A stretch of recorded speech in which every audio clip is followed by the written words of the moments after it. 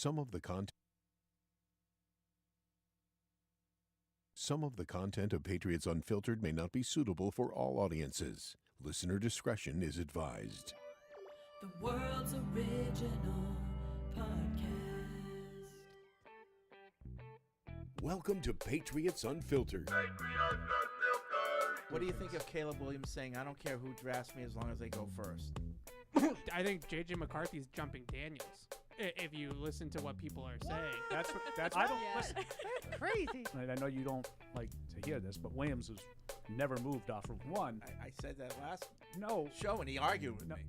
I don't want to get into it. I'm gonna Walk give away. you a Walk 50 away. Well, tell him the story. Oh, Fred, I was 10-2. Yes, sir. Yes, sir. But then it's like, you're going 85. No, I wasn't. But the more he talked about it, like by the end, he spread eagle outside the car. And that's you know. and that was my fear. My wife likes the Notre Dame quarterback. He looks like Grizzly Adams. Grizzly Adams Everybody's did have everybody's Oh. got a type, Paul. That See, ain't mine. As soon as he ran the 40, Mrs. Kirsch's. throwing bows at anything. Okay. All right. Throwing bows. This is Patriots Unfiltered. Presented by Toyota's official website for deals, buyatoyota.com. All right, welcome to Patriots Unfiltered. It is Thursday here at Gillette Stadium, and once again, another show, and it's all draft all the time, right? No, it's all transition tag all the Well, time. that's true. How mad can we get about the transition tag? Oh, I got a bone to pick with Paul about his shows. Okay, so, yes, Kyle Duggar got tagged with the transition, and so I'm we'll talk suddenly about interested. and so we'll talk about that. It's not really about the transition tag. They were whining about the transition tag, but I have another thing. I'll say Okay. later, though. And what that means to Kyle Duggar and the team. And otherwise, the franchise tag deadline came and went. Yep. No movement there in terms of franchise for the Patriots. But there was a lot of movement in the league yesterday, right up north in Buffalo. Holy mackerel. Somehow they managed to franchise just about every guy we talked about on our free agency preview video that Yep. we shot Tuesday. So, Yeah. so Michael Rundy's doing some editing upstairs. But no, interesting move for Duggar. I mean, I think it's a good sign. He's probably going to stick around. They So said he wants to who keep him wants to around be for the a while. person to explain the transition tag? Yeah, Yeah, it's not that hard. who wants to explain it? I'll do it. Instead of the top five average salaries of the top five, it's the top 10. It's lower. Yep. And you are not entitled to any compensation if someone signs him. You just have the right of first refusal. Right. Yeah. Right. Pretty Now, simple. People say, well, what's the thing here? So for Duggar, if he goes out and gets a bunch of offers and they all stink, and even if the Patriots, what they were offering stunk, he can at least know that now I can get the average of the top 10 safeties in the league. So there's something. So I know like the tags seem to always favor the teams, but there is things built into both the franchise and the transition tag that kind of protects the player a little bit, Well, it protects the team. It's going to allow Yeah. him. He can go out. He can, and if he Right. finds a great deal, and they're like, "Thanks," if they're going to pay you something crazy, then we can let him walk. It gives them more time to at least negotiate. And Yep. if not, and it doesn't work out, then he plays 1 year under $13 million, which doesn't seem like crazy. Yeah, the tags are tough on the players. I mean, That's money true. money aside. Yeah. I understand if you're a fan and you say, how can you say it's tough on the player? I get that. I totally understand it. There's been a lot of guys that have gamed the system by getting tagged multiple times. Kirk Kirk Cousins Right. is the poster child. So I understand why fans push back on that, but it's harder now for Kyle Duggar to sign somewhere. Like it used to be, the Tampa Bay Bucks could offer him, a 5-year, $120 million contract, and if he said yes, he's yours. Yeah. Now you have to go and waste that time potentially, only to have the Patriots match it. Yeah, my question is, did the Patriots already make him an offer that he declined? Reportedly, yes. So he can go to any team and say, here's what they're offering me. Just do better. Yeah, Right, but they might not want to do that because they can waste the time that it takes to talk to him, only to have the Patriots match it, Right. and he can't go. Right. It's not like then Kyle Duggar has a choice. Right, the Patriots could up their offer once he comes back. Right. Yeah, I think that a lot of people would assume that, well, if one team just throws a bag at him, then what difference does it make? But this actually, I think, hurts Kyle Duggar more than I agree. than the franchise tag would have, because I highly doubt, and maybe it will happen, but I highly doubt that a team is going to grossly overpay for his services to steal him away from the Patriots on a contract that the Patriots wouldn't have offered him anyway. So just the feeling is that he's probably going to either agree to the best deal from New England that he could possibly get, or just play on the 1-year tag. But remember, nowadays, it doesn't always have to be the total amount. It can be what they're guaranteeing. And, maybe a team puts the poison pill in there in terms of, we're going to guarantee 80% of this contract. And the Patriots are just not willing to do that, even if the money's the same, Yeah. Right, but they could. They could. They could. Now they have the option to do that. And I think I agree with Evan in that teams are less likely to do that because that's wasting time. I could be talking to another safety, which, by the way, that seems to be the position du jour in free agency. There's a lot of running safeties backs and safeties suddenly available. So it doesn't lock him up, but to me, for $3 million, I think you kind of run the risk of him being disgruntled. If you just franchised him, then I think at least he gets paid at the top of the market for 1 year. Yeah. This is kind of middling it, and I think I kind of side with Evan. Generally, just always a risk when you use the tags, right? Like that's just you're gonna. And I'm not saying that should be you should never use it because of that, but I think it's a risk you have to take. If you use it, use it. Like I think you try to save a couple of nickels, and I do think it puts you back into square one, I think, with him, because they were negotiating with him up until the tag deadline where, well, now that contract that we were maybe close on, maybe weren't close on, we're throwing that out because we're going to go to market and see what's out there on Monday. But I also think that it's probably more reflective of what he's worth. $13.8 million. Not, I understand it's a couple $1 million, sure. But he's probably like a $12.5–13 million player on the open market, and so they're not grossly overpaying him for the year if they get him at 13.8. So I think that's a consideration with it as well. That's certainly why they did it. Yeah. Yep. Okay. Anyone care to comment on what's going on with Buffalo? I don't know. It's funny. And why? I thought the salary cap was really hard. I guess you could just cut the players. Cut everybody. Want, suddenly you go from 40 over the cap, and you're not 40 over the cap anymore. Yeah, but you they don't had have to those do players that. anymore. Though. Right. Right. Trey White in the NHL, that was you'd still be 40 over the cap and not have those players anymore. Yeah. Because you know why?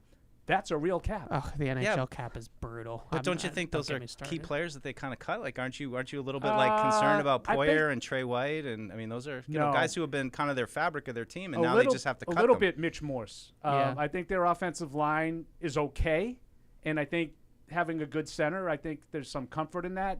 Poyer, 32 years old, maybe he had another year or so left. They replaced him with Taylor Rapp. Not as good a player. Rapp is not as good as Poyer. But I don't worry about that too much with them. Otherwise, you have to – I mean, these are just decisions that get made every year. Yeah. It's just a little jarring to see those names, I think, to me. Yeah, Tre'Davious White, as Fred says, you kill Tre'Davious White all the time. Well, he's hurt all the time, right? Yeah. I'm sure he's now going to turn into but if he comes Champ Bailey here in his prime, under our supervision, medical supervision, he won't be hurt He'll be much. fine. Right. I think for Buffalo, I would be interested in Tre'Davious White, by the way. Yeah, I know you were being absolutely. tongue-in-cheek, but I would take a – like that's you were Stephon talking Gilmore about, kind of thing? But you were talking about Gilmore yesterday. I don't think Tre'Davious White would demand that kind of money because of the injuries. maybe. Yeah. Good call, Paul. I like that. I don't know. I'm not so sure about. He's been serious injury after serious. Two of them. Not Two even serious just ones. like not just like he's dinged up. Like ACL and tears. Achilles Yeah. is that's Same leg? Yeah. Oh, is he walking like kind of? I do wonder with Buffalo how Doesn't hurt much Mahomes. their new stadium is impacting their cash spending. Interesting. Because we were up there and people were talking about that, about how much money the ownership had sunk into the new stadium in Buffalo, and they spent I think $300 million in cash last year on the team, and then all of a sudden they just are cutting payroll. And so I wonder if they don't have the actual cash to be fronting a roster like this anymore. And that's what counts because, and I mentioned, Taylor Rapp replaces Poyer. Well, they also replaced White with Rasul Douglas, who they picked up last year and actually played pretty well for them. Yep. So they had the money. It was a matter of moving the players around that they wanted to replace. Again, doesn't mean they're right. I mean, I think that's what got the Patriots in trouble in the last 10 years is after doing it perfectly for 15 years or so, they started not replacing the right guys. So Buffalo definitely runs that risk that, oh, you think Rapp is the same as Poyer? He's not. I don't think he is, by the way. I don't think he's as good a player. We'll see if it hurts them. Do you know what I mean? But those are the decisions you make. I know, but in the case of the Bills, it's those are hard decisions because this is their window. This is Josh Allen. Their window kind of passed. Like they're think they got younger. As long as they have Josh Allen, but they think they got younger and better. Yeah. We'll see if they're right. I don't think that's I don't the think case. I don't think they're right. Right. I don't think they think they got younger and better. I think they're resetting. I think they recognize that money-wise, the veteran guys that are aging out of their window here. Josh Allen keeps the window open. Yes. But the thing is that the supplemental talent on the roster is aging. And it's not the same talent as it once was. Like Jordan Poyer is not the same player he was 3 years ago. That's my point. I mean, they're kind of doing what the Patriots didn't do. Remember, we had those all arguments about play the young guys, and they stuck with the older guys, and the Bills just say no, we're not going to do that. We're going to take the shot. We're going to go with the younger people. We're going to reset. Even though we think we're close. Yeah, and they definitely went all in last year. I mean, they had a lot of cash. Yeah. Their cash outlay last year was top 5 in the league. Was high, and they said you can't and do it that didn't every happen. year. So now we have to reset. Right. And they did rework Von Miller too, so I thought that was kind of interesting. I mean, he hasn't really done anything. Right. My guess is that one would have killed him on dead. I didn't look at it because I don't care about it, but my guess is there's a reason because he did nothing. He's a 2 years of nothing. Right? He's a nothing. I mean, but you look at like. They'd made all these moves, and I know they're minor signing. Like Mitch Trubisky is not like breaking your bank. Rasul Douglas is not breaking your bank. What's it, David Edwards? They kind of cut and re-signed or something like that. They're all kind of minor on the, but it's just telling you the cap doesn't matter. Well, it can be manipulated. It's moving stuff around to get what you want, and it's a bit of a reset. I agree with that. But you have to consider the cap. You have to make these decisions. It can be manipulated, every day and twice on Sunday, but you have to make those decisions. And then you find out if they're right. And I do think that's part of what the Patriots dealt with is after kind of being right almost every time for a long time. Because Brady made it. I'm only kidding. You said it, not me. But they kind of started, letting a Joe Thuney go and not necessarily, being better for it. And things like that, Trey Flowers as a lesser example. Not a cap altering move there, but you let him go, and maybe you were okay without him, maybe you weren't. No, but we'll see if Buffalo is really hurting without Poyer, because I do think those two safeties were terrific. Yeah, and I don't think they were perfect, but I do wonder if just plugging in another guy who kind of profiles similar. In Rapp, he's not the same player. No, and that almost never works out the same. And those two guys were just like, to me, the continuity of their defense. Like that was just those two guys were. I mean, what game was it that they lost? I mean, it was the win game that they lost, and then they kind of came out. They looked dejected, but they kind of spoke for the team. So it's it's not just responsible for them getting past that. Yeah, I would say. It is not just on the field; it's off the field too. These are like to your point, Fred. These are leaders. These are guys that you have to it's tough in that regard. Tyler in New York City says, sure, Buffalo owners put $300 million into the stadium, but I put over $50 myself. That's the per capita price of that stadium to New Yorkers.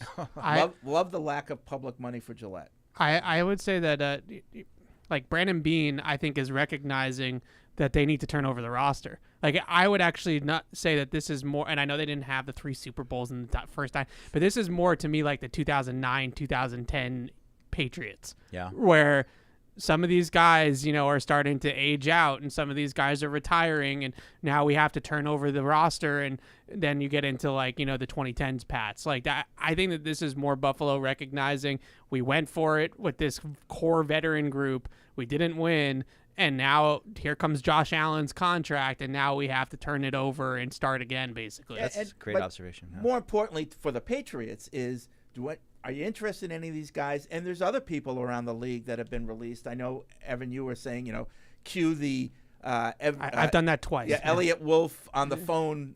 Do we have that meme? We need to get that. Yeah, so We should've gotten it. it's not obviously it's him with the Patriots. I think it's the Browns, but whatever. It'll have to do for now. We should have asked him when he was on that when we talked to him. Be like, can we just get a picture of you like looking at your phone, or like, can you go by that Hertz counter and just stand over there? We'll take a quick picture. of you. But I would imagine that these guys here are busy looking at the people that are becoming available and seeing, do we want them? Because we've got the money. Yeah, I'm kind of curious in the next 24 hours when I mean, a lot of those guys, I assume they're going to at least test the market and see. But I think this is the week where you kind of get your own house in order and get ready, because it's going to be Monday morning all of a sudden. Report, and it's all becoming fast and furious. Yeah. All right. So there's that, and Dynasty tonight is which episodes are we up to? 7 and 8, I think. 7 and 8 are coming out tonight, and then we'll have the recap tomorrow. You guys are night owls. I Huh? couldn't remember. Yeah, I'm not. I'll be up watching. It was out like last week. I watched it. It was like big 8 game o'clock. tonight. It was out Thursday night, like 8 o'clock last Oh, week. really? I just randomly I thought checked it and was I'm like, oh my midnight. gosh! And I there thought they it was were. like midnight. They Yeah, dropped. so did I. That's what I did too, Paul. I was so excited. I had nothing to do in the hotel room back in Indy while all these guys were out partying, and I just Whoa, was like, whoa. whoa. So Mike's getting the director's cut while you guys are out. Right. I'm working. Drinking. I'm trying to, studying the team, of course. I was working too, working the bar. sources. All right. He's working the bar. Of Did course, you lean over and use your own tap? of course, You ever do that at a bar? draft No, is I got it. still front and center for Once. us. Yeah. Our friend Chris Sims always seems to do this. He's a doozy. Our friend. I don't know why he does this. His shirt's buttoned too tight. And Ron in Conway, New Hampshire writes Why in. not? My question is for Evan and Deuce. I was listening to Chris Sims' I got a question. podcast today and listened to his top 5 QB prospects. I know that I remember Evans say many times that he thought Williams and Daniels were amazing quarterbacks, but that May would be the best fit in AVP system. Sims' rankings were as follows. He had Williams at 1, Daniels at 2, Bo Nix at 3, Penix at 4, McCarthy at 5, and May at 6. Yeah.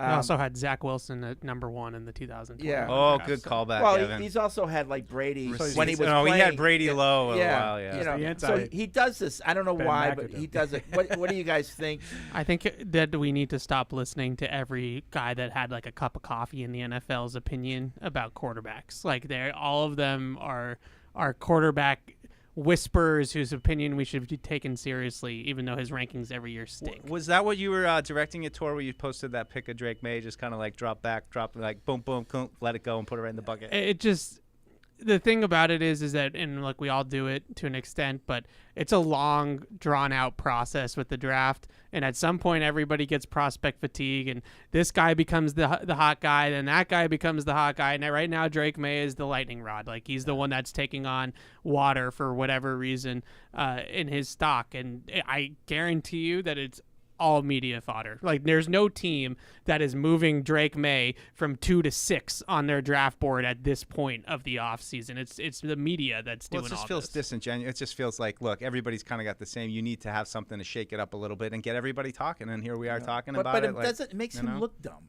I don't think he cares. But Evan, speaking of Drake May, he will be up close and personal. He's going to be going to Drake May's pro day as well as Jaden Daniels' pro day. And Malik I Neighbors guess, pro I guess day, that's too. official now. Yeah. Well, I mean, I don't care. No, it's cool. I mean, Evan's been driving the train on that. He's wanted to do it, so we're like, let's send him to the south, and Paul Well, can tell you I drive went to, slow. What is the speed limit down there? Let's make sure 70. we get that right. 70. I went to BC's pro day last year with Zay Flowers, and everybody around me was like, "Oh, you got to go to." No offense to BC, Bill O'Brien, great program, but you got to go to an LSU, an Alabama, like one of these big time schools. Their pro days are totally different than this. I bet it's a whole production. Right? Yeah, there's 10 I've seen times footage the of it people. before, and, but so. Do the media fun. get a swag bag? I when was you go just to thinking pro that, day? Fred. He's gonna get like a shirt, Maybe, But like I said yesterday when we were talking about it, it's not just Jaden Daniels at LSU, right? Like you have Malik Neighbors, you have Brian Thomas Jr. At UNC, Tez Walker will be catching passes from Drake May. So there's a lot of guys to see at all these pro days, which is the cool part about going to like a big school like LSU. Yeah. Are we gonna have to keep a leash on you though? Because you can't be like running out there and like running cut up it the off. scouts. Break it off at the stem. You got to stack. You got to stack them. No, I when it comes to It'd be like a Taylor Swift You're fan. not running He'll it just right. Malik. break down and start Malik, crying. you're not running it right. Malik. When it comes to LSU's pro day, what I'm most interested to see in is probably one of the biggest knocks, not actually on film with Jadon Daniels, is his arm strength. Can he really drive the ball? So maybe I'll get like a radar gun and put it right behind him and get the MPHs on the. You got to see if he's put some weight on too. We were talking about his Big Mac diet from not weighing in at the combine. Can you get a radar gun through TSA? Is that Maybe I'll buy it in Baton Rouge. Just leave it there. Yeah. Jack Jones. To give to the program. I didn't even realize that was in my bag. Sorry. Yeah, there you go. I go around measuring how fast because cars are going. they do the radar gun at the combine now, but everybody puts like all of it into it. Like it's not no one's using like an actual throwing motion. They're throwing it like it's a max out situation. So it's JJ McCarthy threw like 61 miles an hour, and everybody made a big deal out of it. It's like, yeah, but if you watch him throw, that's not how he throws. He just absolutely unloaded one, and it went 61 miles an hour. It's like, all right, well, I don't know how much stock I actually put into that. I want to see how they throw it actually. 61. I was in the mid 80s. Yeah, well, you're a pitcher, Paul. Oh, that was baseball. Yeah, I was gonna say that's a baseball. That's a smaller ball. That's a mush ball. Joe Milton got up there and threw it 62 miles an hour, but if you actually watch the clip, he just threw it. He threw it like you would throw it from the pocket, and he still threw it 62 and then just walked off. Raised and was the finger. There He's kind of cool. I think it would be fun. Lots of swag. Some team's gonna get some fun with him, like in training camp. Like late round, mid round guy, and bring him in, let him rifle some balls around. Just to let everyone know, we can't take phone calls today because we had a power outage in the building yesterday that lasted about 2 or 3 hours, and it knocked out our phone bank. So no phone calls, but you can email us at webradio@patriots.com. I wish someone would email us in because I can't find it. I've looked for it, but there's this like stupid thing going around like many in the combine believe that the 49ers would have had at least 2 Super Bowls if Mac Jones was on the roster. And I'm like, what? Like, did you watch Mac Jones at all? But the thing I like about it, though, and I'm like, that's great. Give us a second-round pick for him but it goes back to what Evan was saying about silly season here, where I'm like, it clearly, to me, seems like Mac's agent's trying to, drum up some interest. So hopefully maybe it drums up a little draft pick. Did I miss that? I was answering. That's why I wish someone would tell us where it came from, because it was attributed to NFL Network. I don't know exactly who said it, and it's going around right now. Well, speaking of NFL Network, Matt Judon was on yesterday, and he's on today too. Yeah, and he's on today too. But he was talking about Mac Jones and how bad defended him, and he's gonna. When everything was perfect, he was pretty good. Yeah. So he also said that he wants the Patriots to trade down. Oh, is that what he said? Yeah, he said trade down, and he said all these quarterbacks, everybody hypes them up, and then they all stink. So trade down and accumulate assets. He said they all stink? He didn't say stink, but yes. Yeah. Did he say Brock Bowers? I saw something like that. I don't know. I don't know if he put a name to the claim, but he said he wants the Patriots to trade down, accumulate assets, and go out and get more offensive weapons. That's what here's how crazy I am. My muscle memory. I'm thinking to myself, I bet you Bill hates when he says all this stuff. Bill's not here anymore. Not anymore. Yeah. Well, as a Patriots fan, like I take this part of it away, I don't like it. Yeah. So I can imagine. I wouldn't be surprised if coaches don't like that. No, I kind of with you. I kind of think have players on your team. The act is kind of worn thin with every offseason of him, jokingly recruiting guys. Yeah, if there's one guy that you maybe have a relationship with, and it's like LeBron, like someone who every team would obviously love to have, and that's different. Yeah. But when you openly solicit every single guy who's available all the time, what does that say to your teammates? It's like Mike Cadlick. Every time someone gets released and he does the Patriot meme, and it's like, are you just doing it now, or are you serious? Like, what are we doing? Like, do you think it? And maybe he would. I mean, if you ask Matthew, maybe he would feel fine. But like, if Hunter Henry said, hey, Von Miller, why don't you come here? We need a pass rusher. Yeah, right. We need someone who can actually get after the quarterback. Would you feel okay with that? Yeah, right. No. And maybe Matthew would. Maybe he would take it as a joke. I don't know, but it's tough with Judon because he is pretty funny. You can't, you never take anything he says too seriously.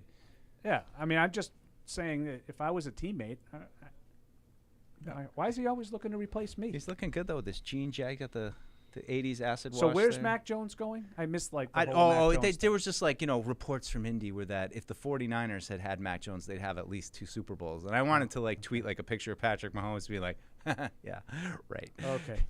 All right then. If Mac Jones was the Niners quarterback and everything was the same, they'd have got knocked out by Green Bay in the wild card round. And there it is. Somebody, speaking of the 49ers, somebody had something to say about Trey Lance either yesterday or the day before about how he thinks that he's going to come back and prove people wrong. It'd be quite the comeback. I mean, we talked about it 100 times. He hasn't played any football going back to college, like with COVID. And I mean, he hasn't played an actual football season since like 2019. Yeah. Which is wild. 5 years ago. So I don't know. I mean, I'm sure I'd love to hear what he's doing, because I mean, hopefully he's fresh, Who would right? you rather have, Trey Lance or Zach Wilson? Trey Lance, because of the unknown. Yeah. Like, I mean, and that's not because I think he's better. It's just I I don't agree know. with Mike, but it's not a great choice. I'm all set on both. Okay. Who would you rather have, am. Sam Darnold or Trey Lance? Again, probably Trey Lance, just because I could talk myself into. Maybe he'll all of a sudden now he's fully healthy. He's I'm learned pretty the sure game. that there's nothing there, but I'd like to find out Right. for sure. Who would you rather have, Bailey Zappi or Trey Lance? No, Bailey Zappi, Definitely, of course. Definitely Trey Lance on that. Okay. Good. Chad in Atlanta, I simply do not understand the hate for hate? J.J. McCarthy. I'm not Oh, I saying don't have he any- should I be don't have taken any at hate number there. one, Yeah. but he wouldn't be someone I'd be afraid to take in the top 10. If the Patriots could trade back to 8 with Atlanta while picking up some extra picks, I'd take a shot on J.J. They could also use the Atlanta picks to trade back up if they wanted. I would like to challenge people that are J.J. McCarthy supporters. Don't pull one throw. Like, no, don't pull the highlight reel off of YouTube and show like break down on in a well thought out manner of why this guy is a top 10 pick. Right. Like explain it to me. And then the other thing that we heard is, well, he's going to go to the combine, he's going to throw, and he's going to show people that he's got a better arm, and he didn't. But those people think that he did. Yeah, they, Yeah. That's the yeah. The receiver. I've never weird seen element anything of like this it. is I don't think he threw well, but there's an element that thinks he blew up the combine. I have never seen anything like it. At least in 21 with Zach Wilson, he did impress at all of these things. Like his pro day, he was really, really impressive throwing the football. J.J. McCarthy's done nothing to help his stock, and all of a sudden he's a top 10 pick. I've never seen anything like The throw like that if it, you can give never. the quarterback 11 seconds to throw, that Yeah, he threw yeah, all the the- way the across the wind field. back throw. It was an Yeah. impressive throw. Yeah. Let's see. Jeff in Brooklyn, what do you guys think of a trade down, get some picks, take Penix? I mean, aside from injuries and maybe age, what's the knock on him? To me, he in theory doesn't have the upside of the other top 3 guys, but his floor seems pretty high, and I think he might actually be really solid. Solid like good, not solid like we're settling. Thoughts? 34. If you want to take Penix, if you're convinced that Penix is your guy for whatever reason, he's going to be there at 34. There's no reason to take him in the top 10. Just trying to limit red flags this year. I would just limit disagree red about the flags. floor. I think his floor is significantly He's literally low. on the ground because Right. he's injured and he can't get Yeah, up. and I'm not telling you I'm not interested in Penix.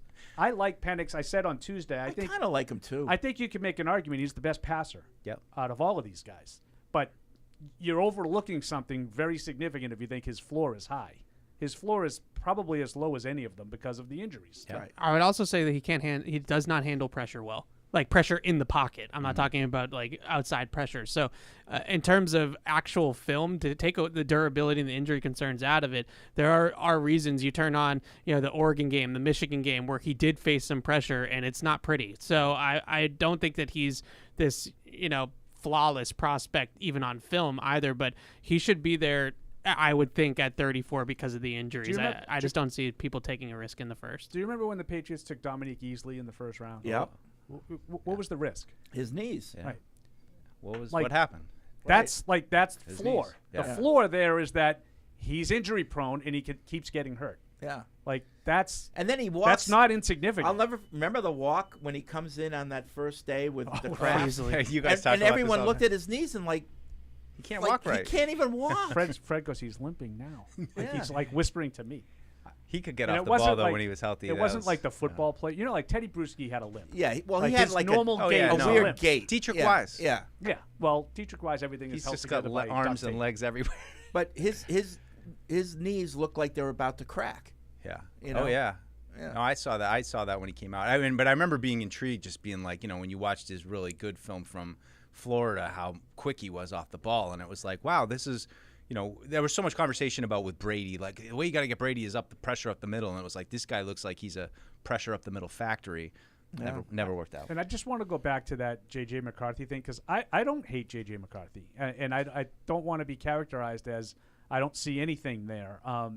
I think the other three are markedly better than he is, but the thing that I can't get past, and this is something we talked about on Tuesday also, but Louis Riddick tweeted about this, sort of finger wagging people like me, evidently, who if you think that J.J. McCarthy can't do this because you haven't seen it, then you're not analyzing. I'm paraphrasing the tweet, and I agree with him.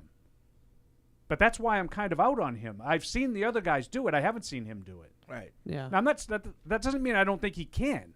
And I said I feel like there are a lot of comparisons to Mac Jones being made there. I think that athletically he blows Mac Jones away. He's a more physically talented guy. Like yeah. I think he has a lot more ability than Mac Jones. The similarity is they're both seemingly rising up in the first round as we get from the season to the draft.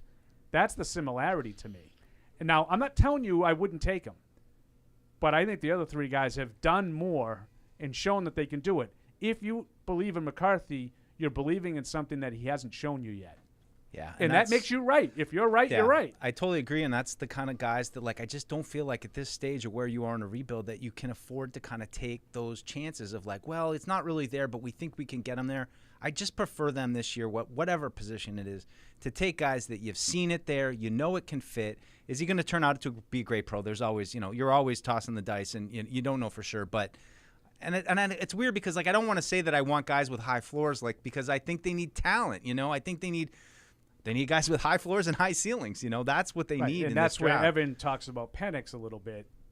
Yeah, there's a low floor there, but the talent part of it, he's a really good passer. Yeah. But he's not really high end at all. A lot of other stuff. Now, I think that he does seem like he gets a lot out of it because I think he is a really good leader. He's really respected. Yes.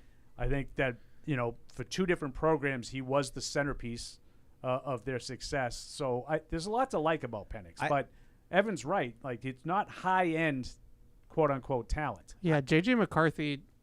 What frustrates me about J.J. McCarthy has nothing to do with him. It just the propaganda that has come out from NFL media about J.J. McCarthy in this draft process is I've never seen anything like it in my time covering the draft. I've never seen a PR campaign like this for a quarterback to prop up a quarterback that he's this top 10 talent when it's just simply not there on film. If he's that good, then Jim Harbaugh should take him and trade Herbert. I said that before. My brother said that to me Tuesday. He goes, he says he's the best quarterback. Well, maybe it's too bad that the clock. He goes, it's too bad that he has Herbert, so you're not going to know. I said, well, if he thinks he's as good as he's saying he is, he should be dealing Herbert for multiple ones and taking this guy. Right. Yeah. Who knows better than him, right? I mean, I was listening to Greg Cosell talk about him this morning, and Greg Cosell is just ripping him for 2 straight minutes on this podcast about all the things that he struggles with, and I'm like, this is what's on the tape. You can talk about it as this, pie in the sky. This is what he could be, 2 years from now. But if you're the Patriots, are you taking a guy that you have to wait 2 years for him to be even maybe scratching the surface, or you need somebody right now? You can't wait that long. Chris in Fort Worth, he says, Evan, but this could be for anyone. What's worse, drafting McCarthy at 3 or drafting Cole Strange in 2022? Oh, okay. I don't know. I don't know. I don't need to relive the Cole Strange pick. I'll give you my answer, Strange. Probably Strange just because he's a guard. Yeah. And at the point of where that Patriots team was and how much they needed to nail that pick, and they just totally flubbed it. The people that are high on McCarthy, they might be right. Maybe he could do more than he was asked to do at Michigan, and he does it in the NFL. But that to me, Cole it's not Strange even just to me that. was a guy that everybody else thought was a 5th-round pick. Right. It was like if they said, well, what, 99, we'd take Tom Brady at 3 overall. What? No, that's ridiculous. But hey, if you J.J. done McCarthy, that, you look like a genius. The biggest issue that I have with him isn't even about the Michigan offense. He can't control the ball. He's wild. His accuracy is wild, and he's a one-speed thrower. He's all velocity. He has no touch on the ball. He doesn't control it well. That type of stuff is really difficult to just all of a sudden, boom, you get it. Like, he throws a 5-yard, crossing route the same way he's going to throw a 15-yard out. You can't do that. It's just leaving yards on the field, and he does it constantly. Jared in Vermont, I'm going to be a big-time homer in this instance and just admit I'm probably going to be happy with whatever they do with their first-round pick. May, Daniels, Alt, Harrison, trade back. All of those scenarios. Fred chiming in. All of those scenarios make sense to me. No one knows what they're talking about. Okay. Well, we got to talk, though. I know. Yeah, but those are two different things. Yeah. I like you can, because I'm kind of like the emailer here, believe it or not. I would be happy, I think, with any of the 3 quarterbacks. I would be happy if they said, you know what, I liked 2 of them, and the 2 that I liked were 1-2, and I had to go in a different direction, went with Marvin Harrison, or trade it. I could absolutely be wishy-washy and talk myself into all 3 of those scenarios. It has nothing to do with nobody knows what they're talking about. Yes, we don't know who they're going to pick. Yeah, we get it. Like the shot at us that has to constantly accompany these people, it's just so tiring. Yeah, I don't get that, but.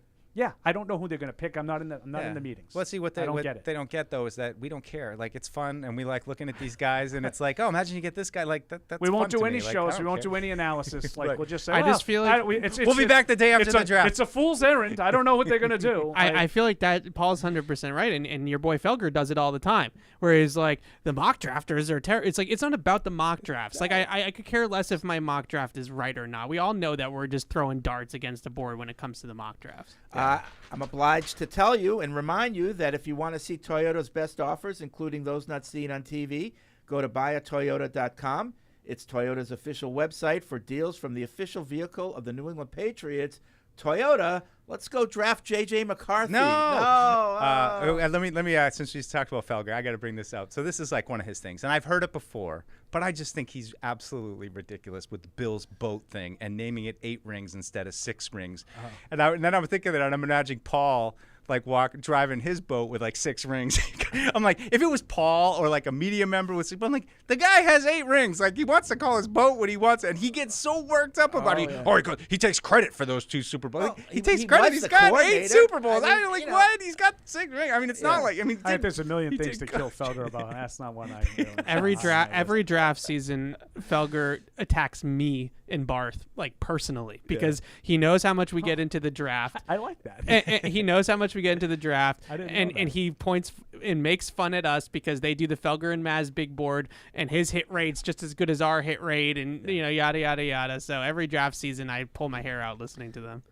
Sorry, Fred. Just to finish that talk, they were funny yesterday though. They were talking about, are you? Somebody called in and they're like, well, it's a new regime. Are you a little bit worried about throwing darts? Then they're like, to be honest, we kind of are a little bit. I did hear that yesterday. That was kind of funny. That was funny. Like, they think like the mojo's thrown off because it's different guys. The best is like, kind of we joke about Deuce will come in January and tell me about like some guy that Barth and I have been talking about for like 6 months. And it's funny because they'll like hit a dart on the board and they're like, Rome Dunse, and they have no idea who he is, and it's like a top 10 pick. See, here's where I will kill. This is like I said, like that's not one of the ones, like. Oh, it's a trivial. But I'll kill him. They've gone on for 2 weeks telling you why Drake May sucks, and why Caleb Williams sucks, when they openly admit they do not watch any games. Yeah. So I have to I'm not like the emailer, like Chris Sims. Like, he's a former quarterback. His father is, a Super Bowl champion. Yeah, I don't have to agree with him, but I'll watch Kurt Warner's breakdown of the quarterbacks. I'll watch Dan Orlovsky's. I'll take it all in, and sort of try to sift through the information. Yeah. 3 guys that openly admit they do not care and do not watch anything, and they're telling me like, no, that's ridiculous. Felger telling me it's ridiculous to start a quarterback in day 1. And then somebody else, Zoe, in the midday, telling me it's ridiculous to take a guy at 3 and not expect him to start on day 1. Like, these guys openly admit they don't watch anything. Yeah. Yeah. Who Like, picks? Why am I watching? Why am I listening to that? Who picks the My shows. names that they're throwing at? Like they're throwing the darts at? Like is it like Barth picking the names? Or No, like, no, who no. picks the So names? they Is open it- a magazine. They open a They magazine just- a and magazine, they throw yeah. markers at it, and whatever the marker hits, Yeah. Okay. they do that. But here's the thing that they don't tell you. They say, like, they talk about the hit rate. They do 3 for every position. So you're kind of upping your odds that you're going to get 1. And if you open the magazine to the top guys, you know. Like, if you could pick, like, 3, 4, 5 guys from every position every year, don't you think you'd get 1? Well, that's kind of what we do with the big board, Paul. Okay. and yet, I'm wrong. and yet, I was trying to give you guys credit. just got 1 last year and zipped the year before. I would just say with the former quarterbacks thing that all these guys now have an opinion on the current quarterback class, and I what I noticed from them is that they grade the 2023 film, and they say, this guy's the best right now in college. But when it comes to the draft, you're not trying to draft the best college quarterback. No. If you're trying to draft the best college quarterback, then Mac Jones would have gone 1-1 in his draft. Like that's I think the difference that I see with their rankings versus like draft media rankings, like a Dane Brugler or a Daniel Jeremiah. It's a projection. They're projecting how these guys are going to play in the league. Like I get that Drake May has footwork issues. And it might drive Dan Orlovsky nuts that he has footwork issues. But somebody in the league is saying, well, I'm going to give him to AVP. AVP is going to drill his footwork for 6 straight months, and we'll get it squared away. Like that's the difference, I think. And I look at that funny, too, and I'm with you on this, and I think I saw you tweet something about this, Ev. But, like, you have a guy, and Fred, we were talking about this with Matt. If you have a guy that has footwork issues, but you feel good about other stuff, like, well, then you feel good about the other stuff that you can't teach. Right. Yeah. Like, I just come back and listen, is he going to beat Josh Allen? He probably won't, right? Like, what are the chances that 2 guys? But, like, Josh Allen played pretty much right away. He played as a rookie. Yep. Even though he didn't start week 1. 11 starts. Right? He played as a rookie, and he was wild as hell. Mike, remember the game when he was throwing those passes I always tell you about? There was, like, it's like 3 or 4 times you're like, this guy is all over. Whoa, did you see that one? Did you see that one? It's like that whole thing about the scout. When you have the profile, when you're the 6'5" guy who throws 95, oh, did you see that? Yeah. Did you see that? They don't worry about that he hit the bull like Nuke Lelouch, right? You just sort of fixate on the things that he does right. Yeah. That, to me, is Drake May. Yep. I can fix the mechanics, Dan Orlovsky. I can't fix the fact that these other guys don't have the size, arm strength, mobility, toughness, And that's what all I'm, that that's stuff. why I want to go. Like, let's just take a swing on him. He has some warts, but I don't need the Mac Yeah, Joneses. I think with Josh Allen, because I did not like Josh Allen coming out. Full disclosure. Full disclosure, I absolutely loved him. Yeah, I didn't. absolutely But loved the one thing I learned from the Josh Allen thing was that Josh Allen obviously had all the physical tools, but his eyes were always in the right places. The ball just didn't always go where it wanted to go. And you can make it that if you have a quarterback that can read the field, that can see defenses, that can do all that, and then has the physical tools, then you can fix things on the margins. You can fine tune his release. You can fix his footwork. What you can't do is teach instincts, and you can't teach physical tools. Like Zach Wilson has all the physical tools in the world. He doesn't know where to throw the football. Like you can't fix that. Right. It's really hard to train that. All right. Whether you're in the game or betting on the game, you'll need a game plan. DraftKings Sportsbook, the official sports betting partner of the New England Patriots, provides you with everything you need to build your personal betting game plan so you can get in on all the action while practicing safe bets. Visit DraftKings.com/responsible-gaming to learn more about all the safe betting tools DraftKings has to offer. Hope is here, 800-327-5050 or gamblinghelplinema.org. Must be 21 plus. Play it smart from the start. GameSenseMA.com.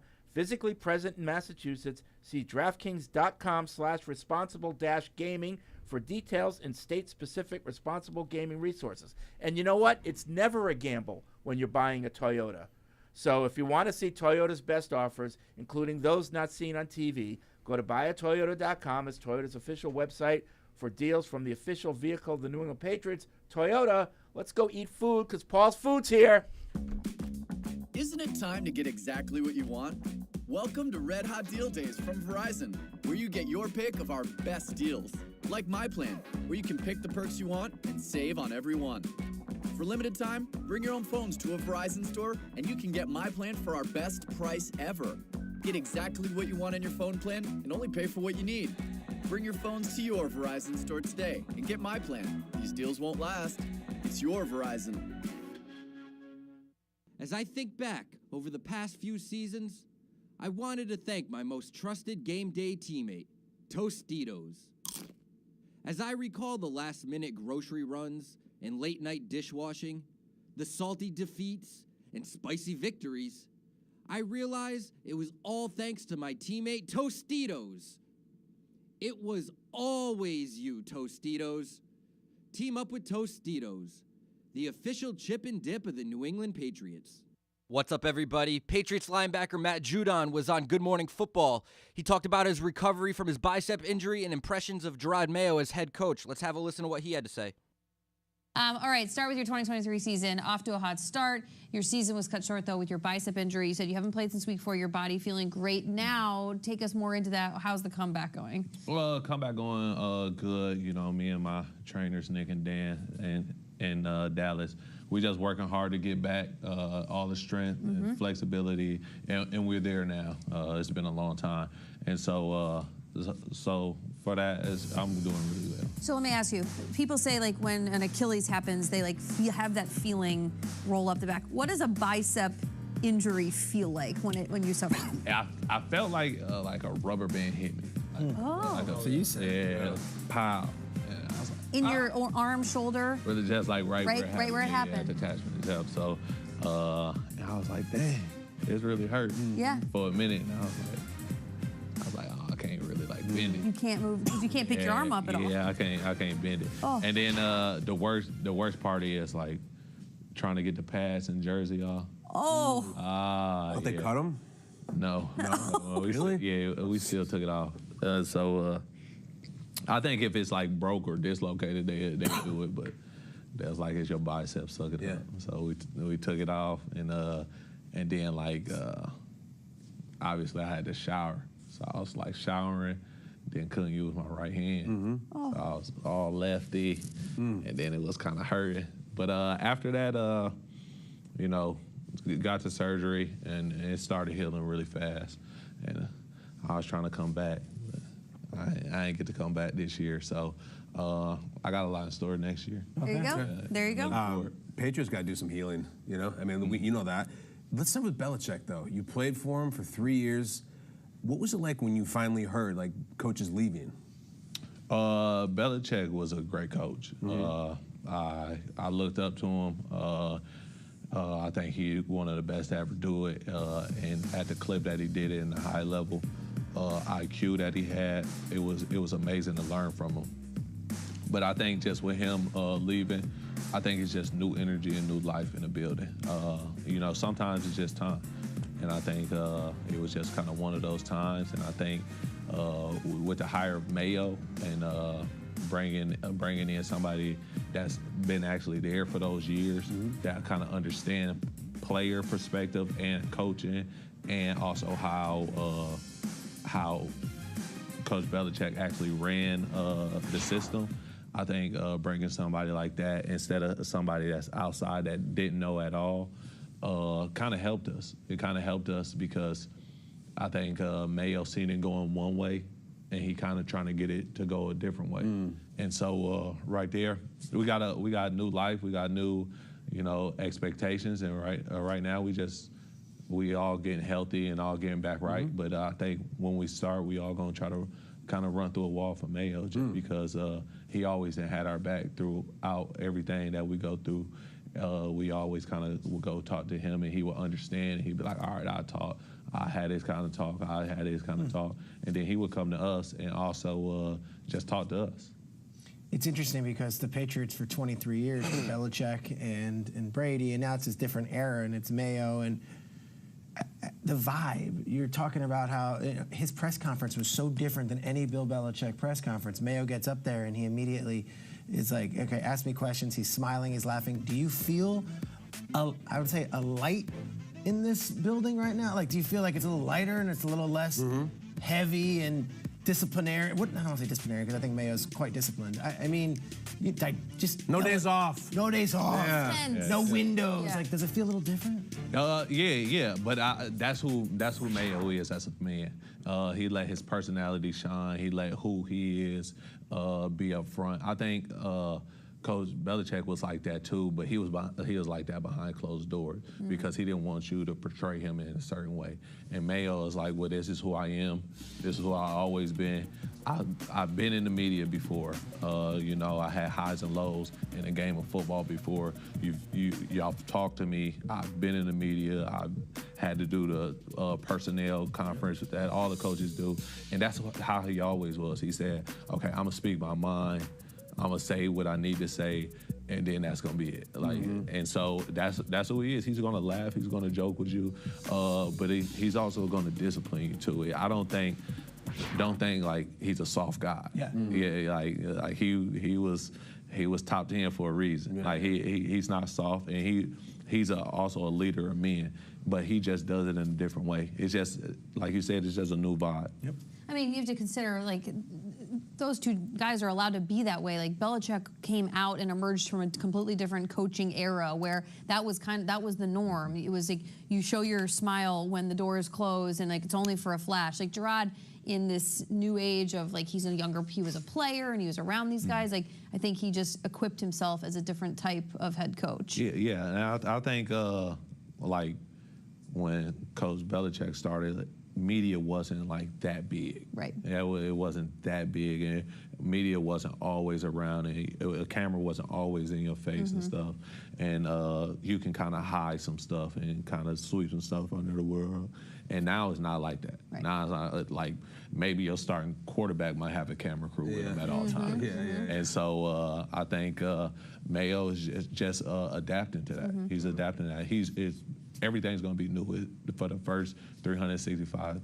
Everything is going to be new to him because he's been in this position, but he's never been in a head coach position. Well, You said you liked Belichick. Like, people maybe like him, don't like him. You're a Belichick guy. You liked playing for him. What did you think when he leaves the Patriots and then doesn't get another job and no one hires him? I think he has done it a certain way for so long. I think it's just hard to come to terms. And I think people had to move faster. It's not like you can place a franchise tag on a coach. It's like, okay, we got to get this done now because you got to start evaluating. You got to put together your coaches. You got to start doing this. And if you can't get that done kind of fast, kind of coaching carousel, you kind of just move on to the next one. That's a franchise. Would you make the case for someone to say to you, hey, we're thinking about hiring Bill Belichick as a head coach next year at 73? Would Matthew Judon say, hell yeah, go hire that guy? I would. I would say hire that guy. He's going to be great for the organization. He's going to be great for the team. And then I will also have to tell him about like the downfalls. Like, it might not be too many smiles you get out to do. It might not be too many laughs and jokes you might get out of with the media and stuff. And the press might, you're going to have some pushback on that. So, but I think as a head coach, like you couldn't get. It's hard to get better as a head coach. When someone accidentally threw away the school play costumes, oh no! Replacements were shipped with FedEx, and with picture proof of delivery, everyone could focus on the perfect opening night. FedEx, where now meets next, for residential delivery only. And now, great moments in history. Oh, Eric, honey. Let me tell you, it's possible to be bored. We've been listening to you for all these years. Wow. All right. They both suck. This is it to decide it. Miss Megan? Who do you got? I assume you're Megan, on mute. are you on mute? Oh, the suspense! So it ends in a tie. It's fitting, isn't it? Thank you for joining the 2021. That'll do it. There will be no prizes. But for those of you playing at home, we have a lovely The rules party. clearly say that I have to make up the final tie vote, and I have to go with Fred on that one. Oh, you're an ass kisser. You are an ass kisser. You already have the job, Mariah. You watched me shake my head at your impression just now. Ass I've been kisser. calling it fair. Somebody give Morrell a napkin or a Kleenex. He's got to wipe the stuff off. Confetti is falling from the ceiling as Fred Kerr celebrates his championship. That's another great moment from All right, back here on Patriots Unfiltered. No phones, but web radio at patriots.com in case you want to email us. Yeah, that was, what was that, the accent off? Or Yeah. The impression I think off? so. It wasn't really great for radio because Megan didn't say who she picked. Like, Right. She just held it up. I don't know what she was doing. That's why she went to TV. Yeah. But I won that fair and square. So Megan, dropped off. That's what happened. Yep. Which was it wasn't a Zoom, was it? She was on Zoom that day. Oh. Those were rough. Yeah. I don't really remember that day. You don't remember the impression off? I do remember that. I don't remember Megan dramatically trying to make a pick or vote it. It's one of those great moments. I remember Christian, Chris with a TIAN. He right. chimed in with votes at one of the times we did that. Yep. Yeah. Plus, the one I really remember was you and Andy. That's the one that we Little girl in Dusseldorf. That's the one I don't think you can find anymore. What contest was that? I think we scrubbed that one from the internet. Oh, but it was still me and Eric. Oh yeah, you probably. Then I was a little girl in Dusseldorf. Oh, maybe I was wrong. Maybe it's still available. It shouldn't be. That's all you're allowed to say. It's all in fun, Paul. I know. Jake and I just wish the rest of the world agreed with you. Jake in Melbourne, Australia. If Penix didn't have his injuries, where would he rank in this class of quarterbacks? If he didn't have the injuries, if that wasn't an issue. QB4. This is where I have him. He'd still be fourth? Yeah, because I don't, I'm not a doctor. I'm not going to sit here and, look at his x-rays and stuff like that. So, QB4. But he might be fourth in the first round. Yeah, I maybe. Yeah. Yeah, maybe. Mm-hmm. Yeah, maybe So in the teens he would somewhere. definitively be ahead of McCarthy. For me, yes. Okay. Yeah, way more consistent. Right. Yeah, but Sounds right to me. I don't know. I'm not good at that. QB4. That's Ranking things. Yeah, I'm not like the Jordan Travis thing the other day. I told when you guys were still in Indy, my initial thought was I don't think he was that high, but I was like, oh, maybe I was wrong. And then I looked it up and I did see that he was a day 3 guy, even before the injury. Just ask Scrap. I'll tell you. I forgot after the break I have another read. It's a quick one. Easy to drink, easy to enjoy. Diet Pepsi. Bud Light, the official beer sponsor of the New England Patriots. I've actually memorized that one. Yeah? It's two lines. lines. Wait. Let's hear it. Easy to drink, easy to enjoy. Bud Light, the official beer sponsor of the New England Patriots. There you go. Okay. Just wanted to The have job a is nice yours. clean copy without me The being job an is idiot. yours. So do we not have to read it on Tuesday now because we did 2 today? Well, I just wanted, I stepped on that's a Freddie freebie. a little bit. That's just a little freebie. bit. That's one for the Don't effort. be giving out free advertising, dudes. Get Kenny But on your case. feel free to give out free Bud Light. I'll take that. Oh, yeah. Yeah. Seltzers. Sure. Seltzers. L from Wisconsin writes in, there are some scenarios in which I won't be happy. Oh. 1, they trade down. I think there's enough talent worthy to take at 3 to keep the pick and take it. 2, they take a tackle. Can't wait to have another 4-win team, but a solid tackle on the line. And 3, they take Bo Nix. Need I explain? This is at 3? Well, Bo Nix isn't going in. I think he digress. meant, I think anywhere. Oh. He says, yeah. Okay. Bo Nix is interesting because he's. Daniel Jeremiah uses Alex Smith as a comp for Bo Nix, where he's got really good accuracy within 20. I mean, he set the completion record in college football, so it's not. He's got accuracy. He's just not aggressive. He doesn't attack down the field aggressively like some of these other guys do. So if you.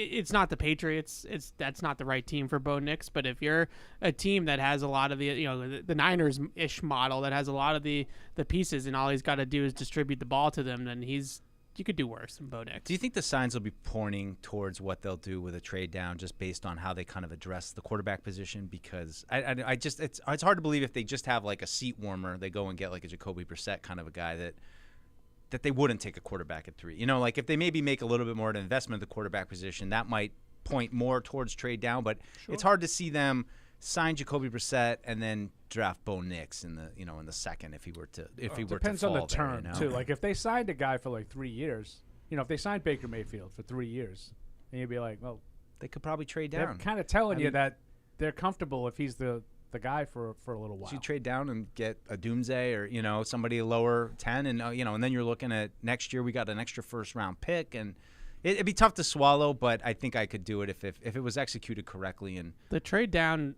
I'm starting to come around to it a little bit. If you don't hate love the yourself for quarterbacks, don't you hate yourself for it? It just 6 with the Giants is interesting. Is it the Falcons are at 8? Like that's also interesting. You know, if you trade down and the packages that you see are usually like a day 2 pick this year and maybe a future first round pick, and depending on how the rest of the league views the quarterbacks, it could be even more than that. The Patriots are they going to drop, you know, Drake May into this situation and be ready to go? Probably not. You know, you look at these, you know, the guys that they could get in the 5 to 10 range. You know, you could walk away with Joe Alt, you could walk away with Rome Odunze, you could walk away with a real stud player at that spot still, and still draft a blue chip guy, and then have all this ammo to go out and do more afterwards. It's not, if you execute it properly going forward, then getting all those picks is very enticing. Like it's not a terrible way to go about it. I feel similarly, and I think it puts a lot of stress on your scouts, because I think the question that would need to be asked is there a guy that will be in the 25 draft comparable to Daniels or May, whichever one is the third guy that's left standing? And if you think the answer to that is yes, then I think you need to strongly consider that, because you can add more pieces and get a comparable quarterback later, you know, depending on how it goes. Now, there's no guarantees, because you might not get the third pick. You might not be in position to get the one guy you like. But if you have that added ammunition, you should be able to get where you want to go. That's the other thing, is you have the ammo. And then you also have the ammo to trade for veteran players if you want to go that route too. You know, if Brandon Ayuk becomes available on the trade market, now you have picks to go. And you can't trade in the Patriots' current situation. It's hard to trade, you know, L'Jarius Sneed. Like, you're going to trade 34 for L'Jarius Sneed, or you're going to trade a high pick for a receiver right now? Probably not. But next year, if you have 2 first-round picks and now you have more ammunition, then maybe. But here's what – okay, so let's just say that the scouts say that there is a comparable guy to May or Daniels next year. You trade down this year, you have that ammunition to get there. So now you're using that ammunition to get a guy that's comparable to a guy you could have got this year. Right, but then you have all the players that you drafted this year. Plus on a the lot team. of different guys that you wouldn't have gotten. It would be just May or just Daniels or but then next someone year, May adjacent. Right. Plus Marvin Harrison. But then next year you're going to give up whoever picks else to get to where you need to go, and so you won't be able to pick guys next year. Like, I don't know. That's why you have the added picks to get where you want to go. That's right. You will, but you'll lose them for next year. You'll have to use them. But you'll have a better player in addition to the quarterback. No, you said comparable. No. So Let's get a whiteboard. I'm not. I love when Paul takes a breath. This could get good. No, but you'll get the better players this year, right? Right, but players that you wouldn't be able to get. Right, but next year you won't be able to get those players. But you'll be able to get a quarterback similar to the one that you would have taken this year, and that's all you would have gotten. Right. So what Evan is proposing, and I'm not anti-trading down, which never happens to me. You have a chance to get the number 6 pick in the draft, where you could get Rome Odunze. You can't get that if you just take the quarterback at 3. That's correct. Yep. Right, and that's the thing and you can get the quarterback like the guy that you're going to take at 3 next year in this scenario. Right. It's again, it's a roll of the dice. Yeah. It's a lot of pressure on your scouting department. You better be right. Yeah. That there's a guy that, it's not just Shedeur Sanders. It's someone next year who's going to be really good that people maybe don't know about right I now. just feel like if you're looking Carson ahead Beck. to 25 and you're going to be okay with getting a guy who's comparable to this year, get the guy this year and get him now. Like, let's not wait another year. And I understand you get all those extra picks. That's the flip side, yeah. But that's the debate. Get the quarterback, and next year we don't have to give up picks to get a quarterback. Right. So I feel you, Freddie. So here's the mock draft that I did on my own time, because I'm a nerd. And this is like a secret one you're going to reveal right now? Yeah, I'm going to reveal it right now. So what I did was I traded 3 to Atlanta for 8, 43, and a 2025 first-round pick. So with the picks now, I have 8, 34, 43, and 68. All this year. It's appealing. And so at 8, I took Joe Alt. At 34, I took Xavier Worthy. Right, because they're all going to be there. Well, they might be. All right. At 43, I took Jadavian Sanders, the tight end from Texas, because I love Texas guys, both Texas guys. Right? And then in this mock draft, at 68, I traded it for Justin Fields. Now, you could take a player at 68 too. But the point is that if you want to just take Justin Fields out of this, because this is just this one example, you are now going to put a quarterback in 2025 into an offense that has Joel protecting his blind side, Xavier Worthy, Jatavian Sanders, and let's say another offensive playmaker at 68. Whereas you're going to take Drake May and you're going to have him throw to Kendrick Bourne and Pop Douglas. Like that's the argument for the trade down. This year he's going to have Pop Douglas, but next year, sure. You use but the this first-round is pick a of the best receiver, historically good tackle and receiver class. So I took all tackles and receivers in the top 100. It's not in a vacuum. No, I know. Like you're talking about individual players that won't be available next year. Yeah. Now I'm kind of with you, Fred. They kind of tell me this every year about the receivers. Yeah. Like I feel like next year's crop of receivers might not be as good as this one. I don't think that's fair. It might not be as good as this one, but it'll be comparable. Yeah. The last time that we talked about a receiver class like this was the Jamar Chase year. So it was way back then. Yeah, I know. Yeah.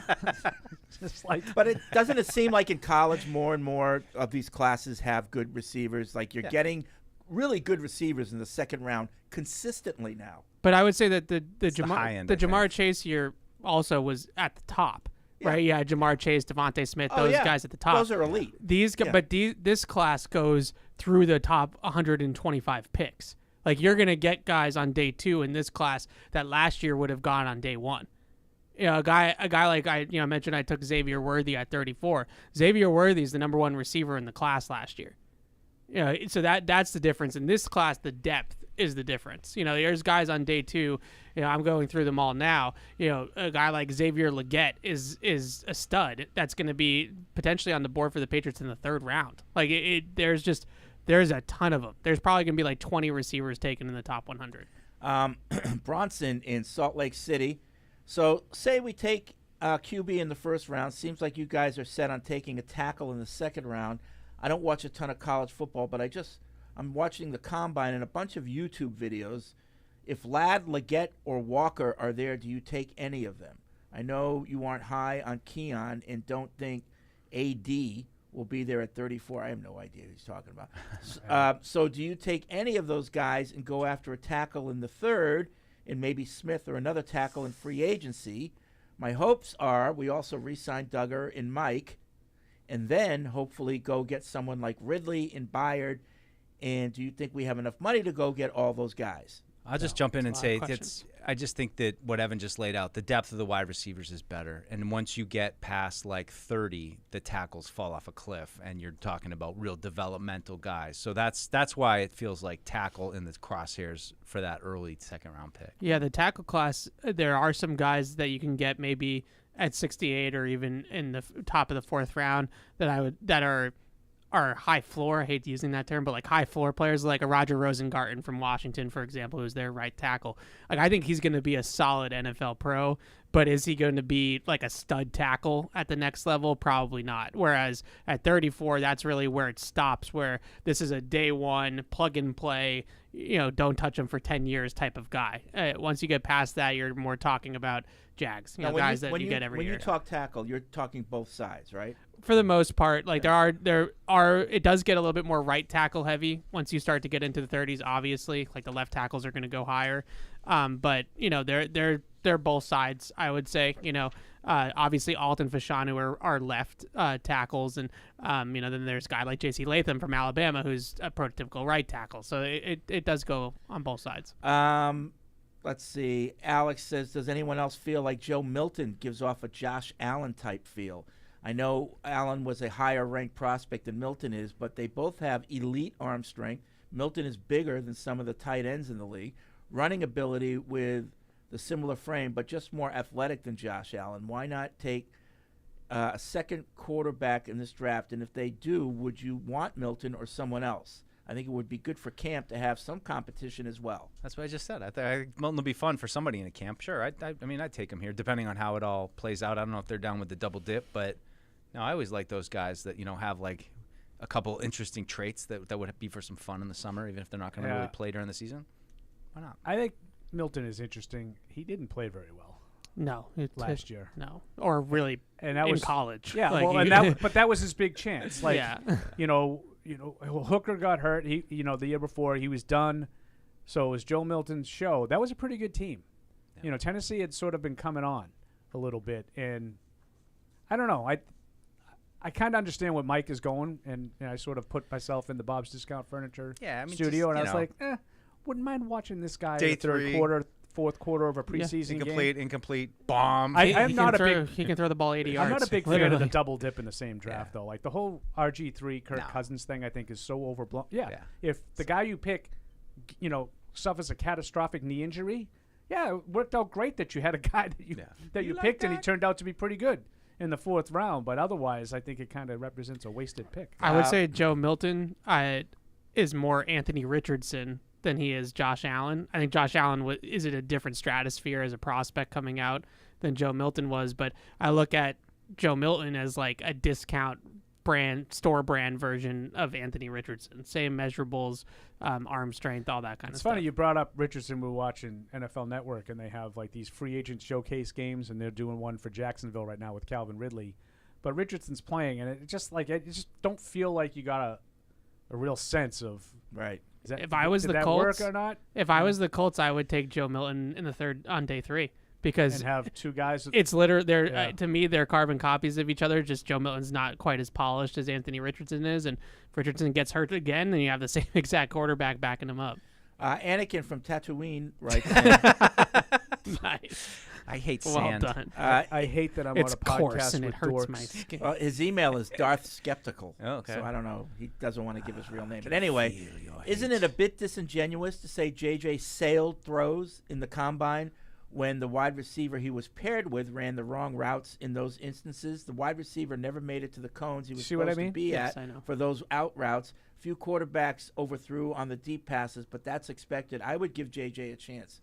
I'm not saying I wouldn't, but I've never seen a performance so grossly change based on what your eyes see and what people are telling you what actually happened than this one. I would say that I would give J.J. McCarthy the benefit of the doubt if he doesn't do the exact same thing on film. Well, like and he literally, like if a guy doesn't get to the cone, like sailing it wouldn't have mattered. You know what I mean? Like I saw the passes and they were like 6-7 feet over his head. And I'm not going to pretend to know that who was at fault or if they but he looks to me like a guy who puts an awful lot into every throw. Exactly. And when guys do that, you tend to overthrow the ball a lot because you compensate. You overcompensate. Yeah. Yeah. Doesn't mean I'm right. I'm no expert. I'm just that's what I see. You see it all on his film of him throwing the ball 10 yards over guys' head, mostly to his left. But like if he tries to throw an out, like a 10-yard out, it's good luck. Like of where it's going. That's the way. So when he overthrows guys at the combine, it's like, am I going to give him the benefit of the doubt when I could watch him do it 50 times the same exact way at Michigan?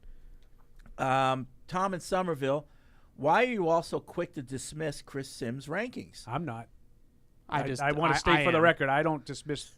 Quarterbacks know a lot more about this stuff than I do. Did you just look at the list or did you listen to his explanations? I do not watch film, so I defer.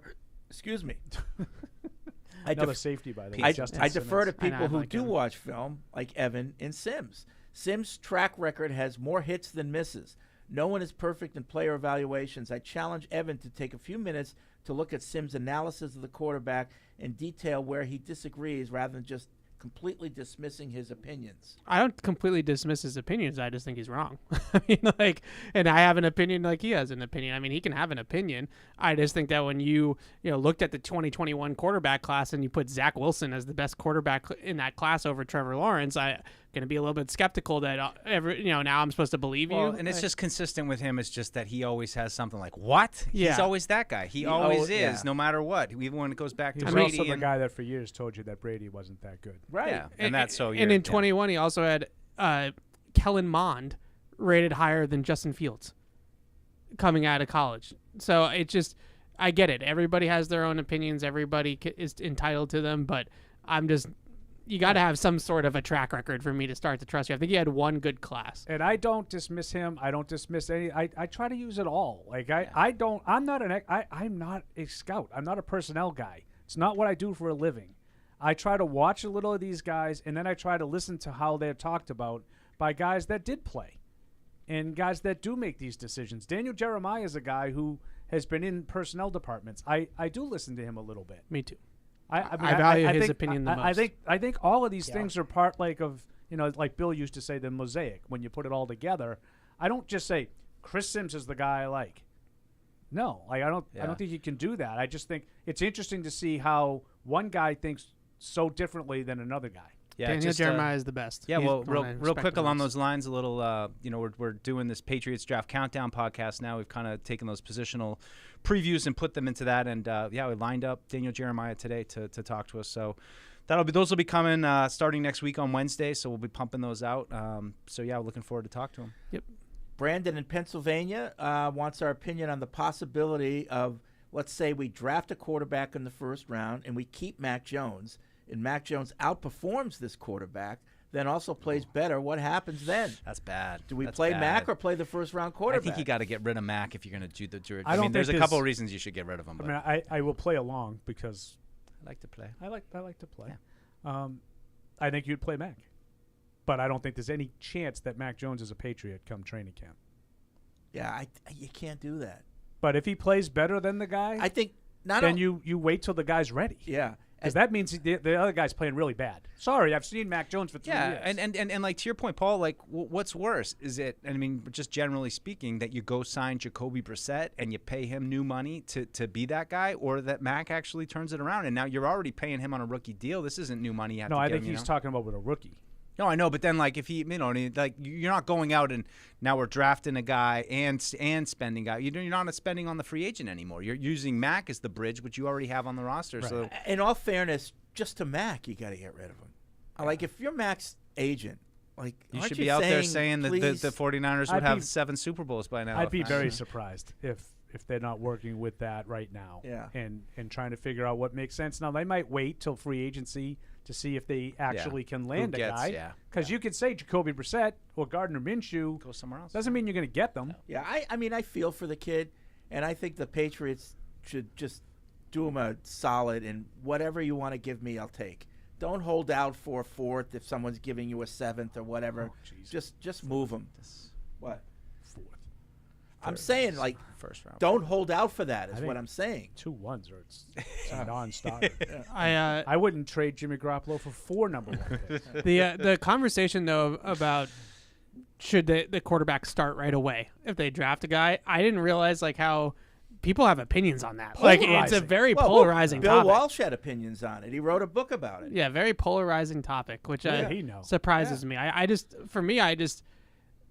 if he's ready, he's ready. Like I'm not going into it with the plan of we are definitely sitting this guy for the whole year. See How what many happens. rings did Bill Walsh have? 4. I don't know. How many did you have any as an assistant? I don't know. What was his boat named? I'm Andy going to get Reid. fired How up many's about he his got? boat. 4 rings, Andy Reid. I don't know. No Hey. one counts him as an assistant coach. But he just named his boat. Who gets worked up about what someone named their boat? Like, Felger. Yeah. Have you met Felger? Exactly. The man's insane. Tayshawn in Connecticut says, rumor that the Saints are going to release Michael Thomas. Would you pick him up? No. No. You don't Too like old? Slant Boy? Banged up? I'm all set too. Okay. We gotta be in a higher tax bracket than Michael Thomas. Like we've had enough Michael Thomases roll through here. Christian we actually says had a Michael Thomas rule. No, it was Michael Jenkins, wasn't it? Christian in North Carolina says, in defense for all the people in North Carolina speaking about Drake May, I don't think it has anything to do with us being fans, as I specifically don't even root for North Carolina. But I watch any and all college games and watch prospects that are important to the Patriots. I'm just not in love with his game. Everyone fantasizes about his projection and being Josh Allen. Yeah. There is only one Josh Allen. I believe the film that Daniels, Caleb, and Penix has shows they can be starters in the NFL and not just projections. I hear that a little bit because, I mean, Evan, laid out my draft process, which is pretty funny. But, as I've watched, we've kind of settled, I feel like I've settled on Drake May right now. And then I'm now watching some more Drake May. And it's you realize he's not perfect. He has some holes. He could be a miss. And you get, I think once you attach yourself to a prospect, you just start to get those blinders, and you don't want to hear about the bad stuff, and you don't want to hear about what might not work out. And he certainly has those things, certainly. But I do not think that Drake May is a projection any more so than anybody else. Drake May did these things in college. Now maybe you at the emailer didn't like him, and that's fine. To each his own. But J.J. McCarthy had games where he didn't throw the ball 10 times. That's a projection. I've never seen him put the offense on his back and have to do everything for the team. I've seen Drake May do that. Now, maybe to your point, he doesn't do it well enough. But don't tell me that Jaden Daniels and Caleb Williams did stuff that Drake May didn't. They've had to be the centerpieces of their teams. Yeah. In some cases for multiple years. J.J. McCarthy didn't have to do that. That's a projection. Yeah, I always find it fascinating, and Caleb, I feel like, has rightfully so avoided this a little bit, but if Drake May's 2022 tape was his most recent tape, then this would not even be a conversation because in 22, part of that worries me because he was outstanding because he had better talent around him in 22. A little bit, he had Josh Downs, which was big, but part of that worries me. I remember in 22, I was watching Josh Downs and obviously texted Barth and was like, "Josh Downs is good. Who the heck is this quarterback?"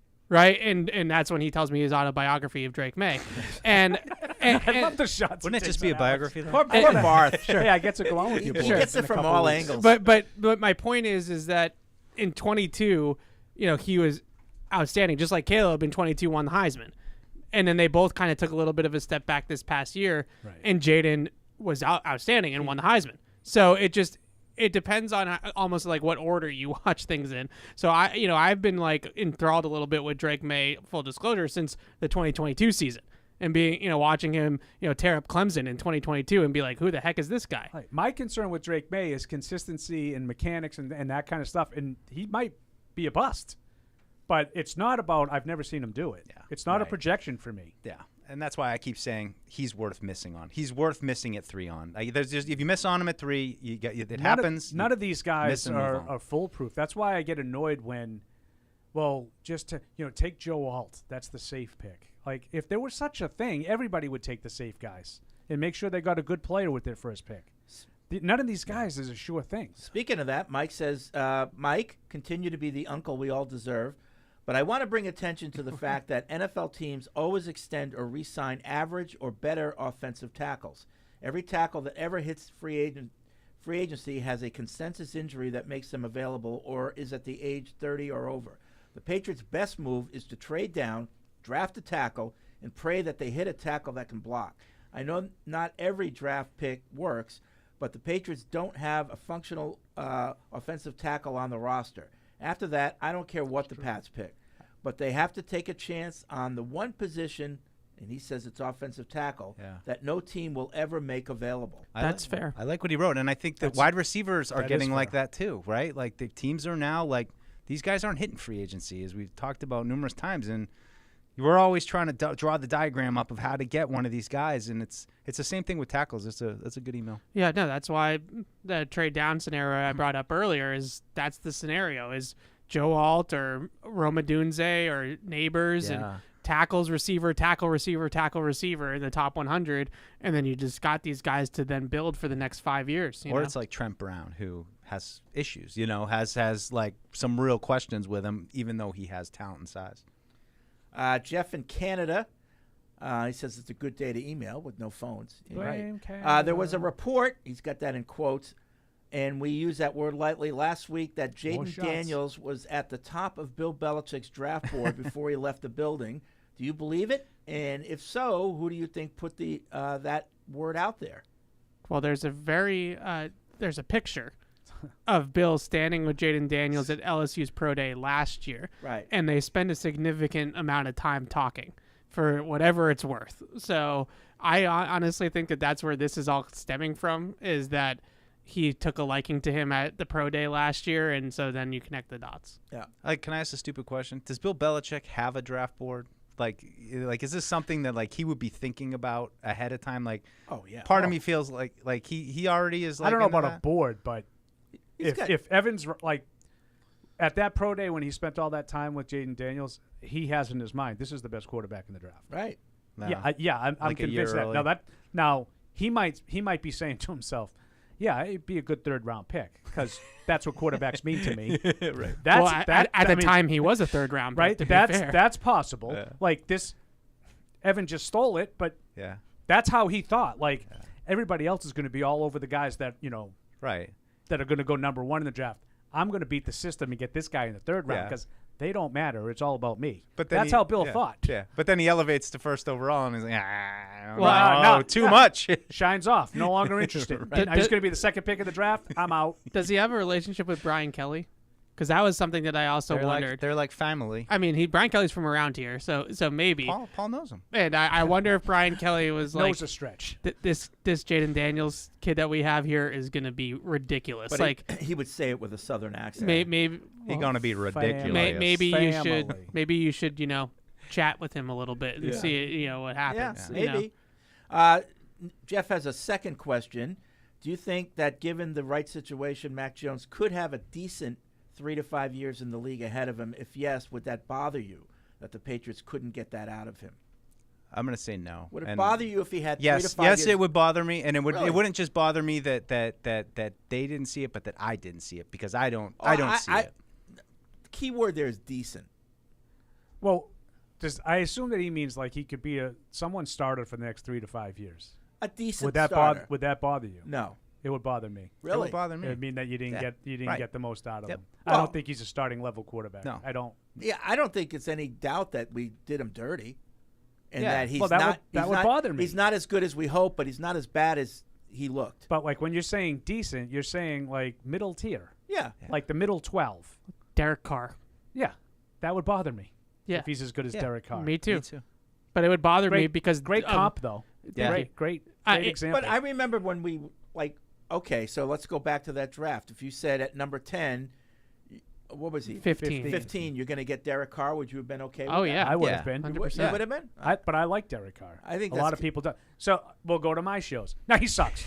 Well, it's just He blows, Mike. Derek Carr was no like one's good. a viable starting quarterback for like a decade in No, the NFL. He Like, was, but Yeah. like he never. But I think you he's know, he's never been a star. And You're he's- absolutely right. But yeah. he's better than decent. But yes, but no one ever said Derek Carr can take you to a Super Bowl. That's who I'm looking for in well, the first right, in round. 17, yeah. people were saying it. I wouldn't necessarily broke his leg. at 15. Like, yes, with the third overall pick, you're looking for the guy that can drive the engine to the Super Bowl. But at 15, you're already in that next tier of prospect, most likely. I mean, most teams have like 18 first-round grades, so you're already into a guy that's a little bit lower. But I'd be more frustrated about it because of the Patriots' wrongdoings. Like, not anything what I'm against saying. Matt. That would bother me. You know, we've been saying it all in this show for No, but since we're I got already here. upset about that. I don't need him to be decent for me to prove to me that the Patriots had wrongdoing. See, but the That's thing fair. is, that's what I'm saying. I think the Patriots contributed to his demise. Yes. But I don't think he was anything.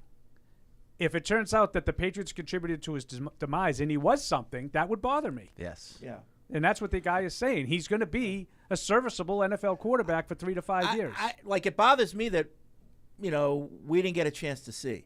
Yeah, Like, that would bug me. They screwed him. Yeah. Now he could be, he could amount to nothing in so what? But still, regardless, Good they email. they mishandled it. Elicited response. Yeah, No, Good it's email. true. They, But like, mishandled it. But like you said, done dirty, and that's a common refrain about Mac, and I totally agree with the Matt Patricia of it all. But like, there's certainly a line. Like, it's never easy for a quarterback, and like even in the worst of circumstances, you see some kind of nugget of perseverance, of ability to lead, of ability to rally the guys around him, and that's what was devoid. You're even right. with Bill O'Brien I back in the personally mix think last year. it will end up being one of the best things that happened to him because no one will ever say, oh, that poor guy, he just got overdrafted. He sucked. No, Yeah. I went on. They'll say that poor guy, they saddled him with the defensive coordinator. But he never it's was not able even to just the fulfill his Matt potential. Patricia of it all. They didn't surround him with any talent. Well, yeah. That to me is worse in than every almost way. an- It was terrible. But I went on a rant a few weeks ago about he's got to go regardless because not of how he played, but all the leadership stuff and all that other stuff,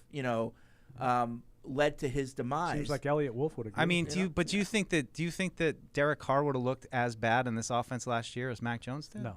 No, but I think Derek Carr's a veteran quarterback that has been around the block for a while. I think that the Matt Patricia thing, we've beaten that enough. But, how many times did all of us sit here and say, you got to go get Mac a number one wide receiver? You got to go get Mac, a stud on the outside that he can throw pat. Like, they never surrounded him with any talent. Not to mention the offensive line just decayed from the inside out as well. So, like, you're talking about a guy that just really, from all angles, they just gave no chance. Like that, we used to laugh at teams that used to do it the way the Patriots did it. I mean, I know this is an absurd hypothesis, but let's say that Tom Brady was drafted at 15, and he came onto a similar team that Mac Jones, and they treated him the same way. No talent.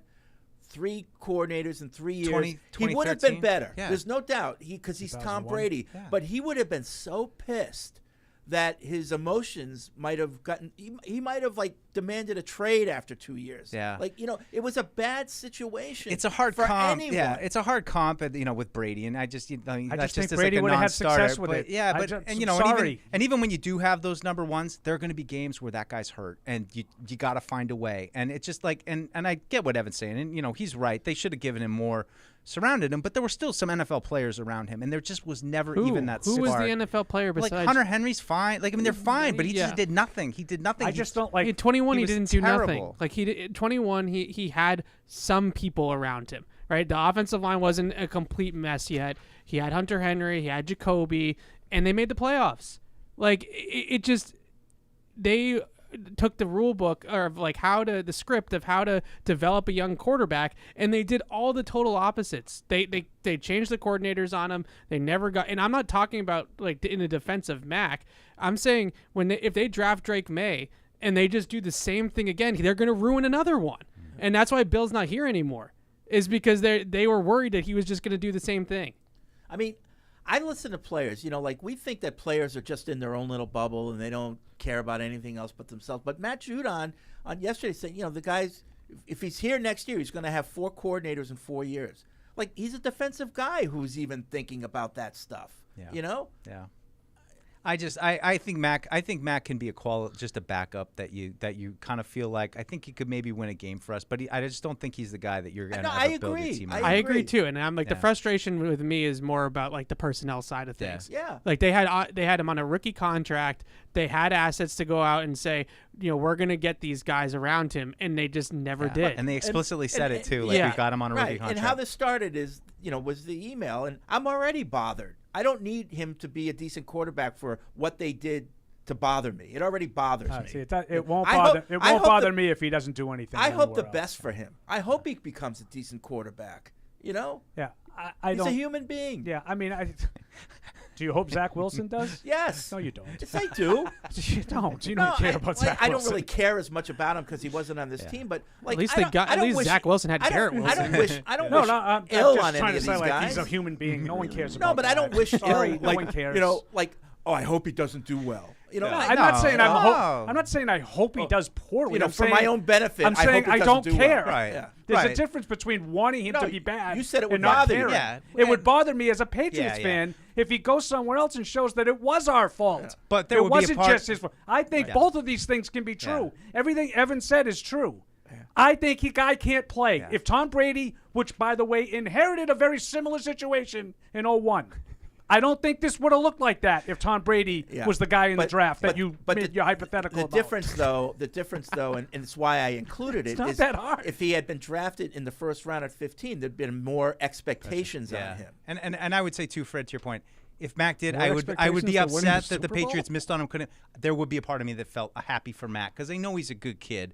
All this back. Yeah, do you really? I think he's a pretty good kid. The way he acts, you think you're pretty sure that he's a good kid? I mean, is he immature? Is he? Yeah, he's a little bit of a baby. He's what, 24 years old? That makes you a good kid. 24 years old. I'd be a bad kid. Yeah, I just wish that there was a world just from the Patriots side of things, right, where they take 21, McDaniel stays, they go into 2022, and whether it's Tyquan Thornton's actually good, or instead of trading for Devontae Parker, they actually traded for a real receiver, or whatever the case may be, and at least would have given Mac a fair shake of, okay, maybe he does just suck, and it doesn't work out, or maybe it does work out, and we're not in this position. I'll take it another place.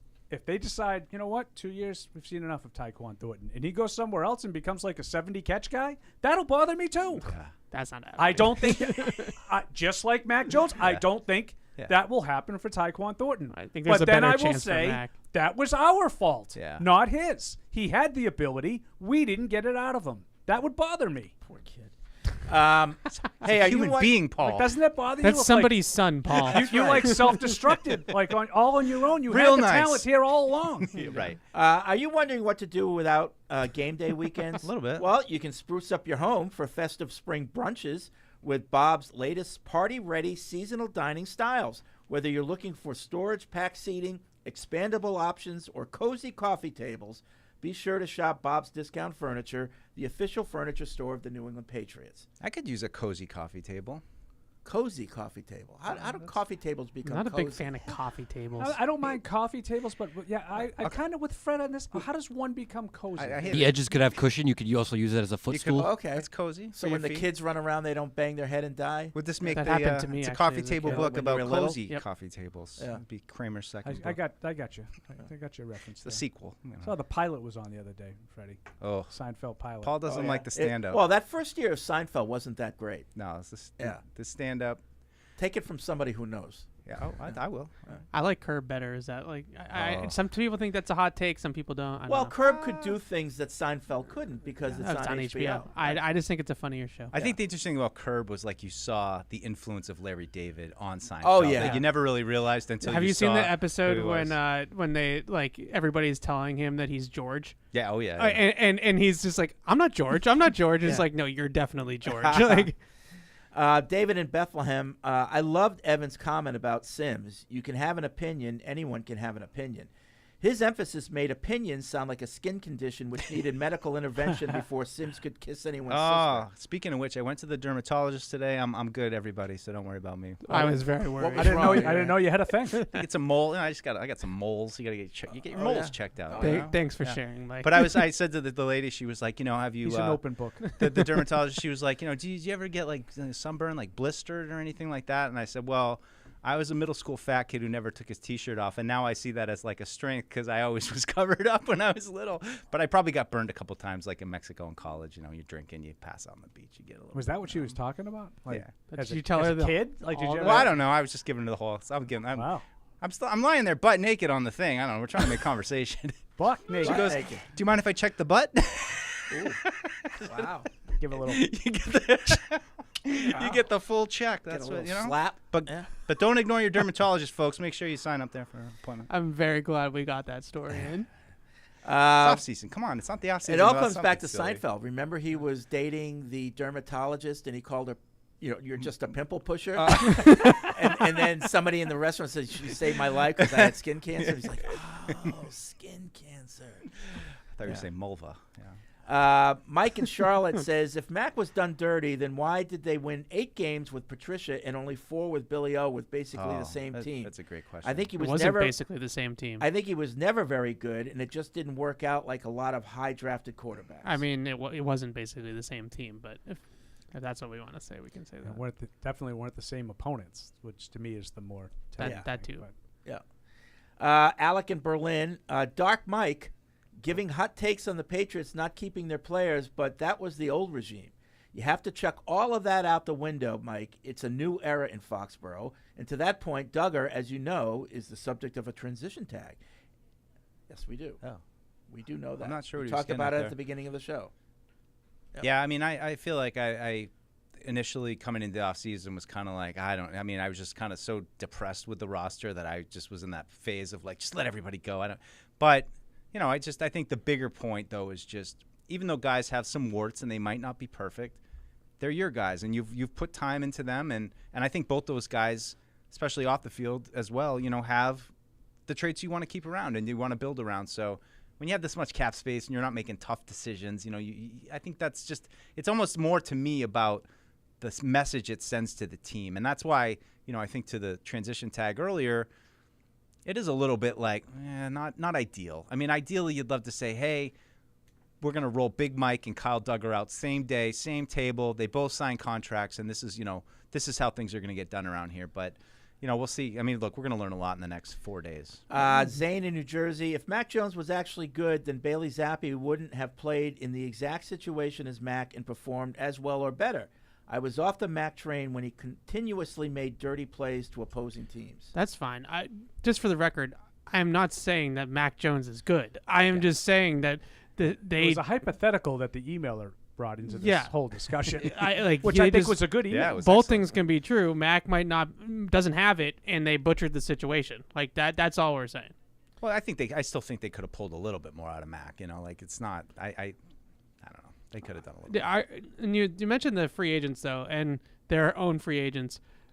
Mike Onwenu, I think, is kind of a tough one for me because scheme fit. I think he's a guard. Yeah, I don't think he's a tackle. And the scheme fit's not great, and he's going to be a top-of-the-market guard. You're going to be paying him, $15, $16, $17 million a year, and I mean, we don't have to tell Paul that we don't have to pay guards $17 million a year. No, but I do recognize you guys have been talking about this for a long time, both of you, and I do recognize that your situation on the offensive line, I like to diminish the importance of the offensive line. Doesn't mean you can have no proven commodities on the offensive line. Yeah. David Andrews, I think, is back in the middle.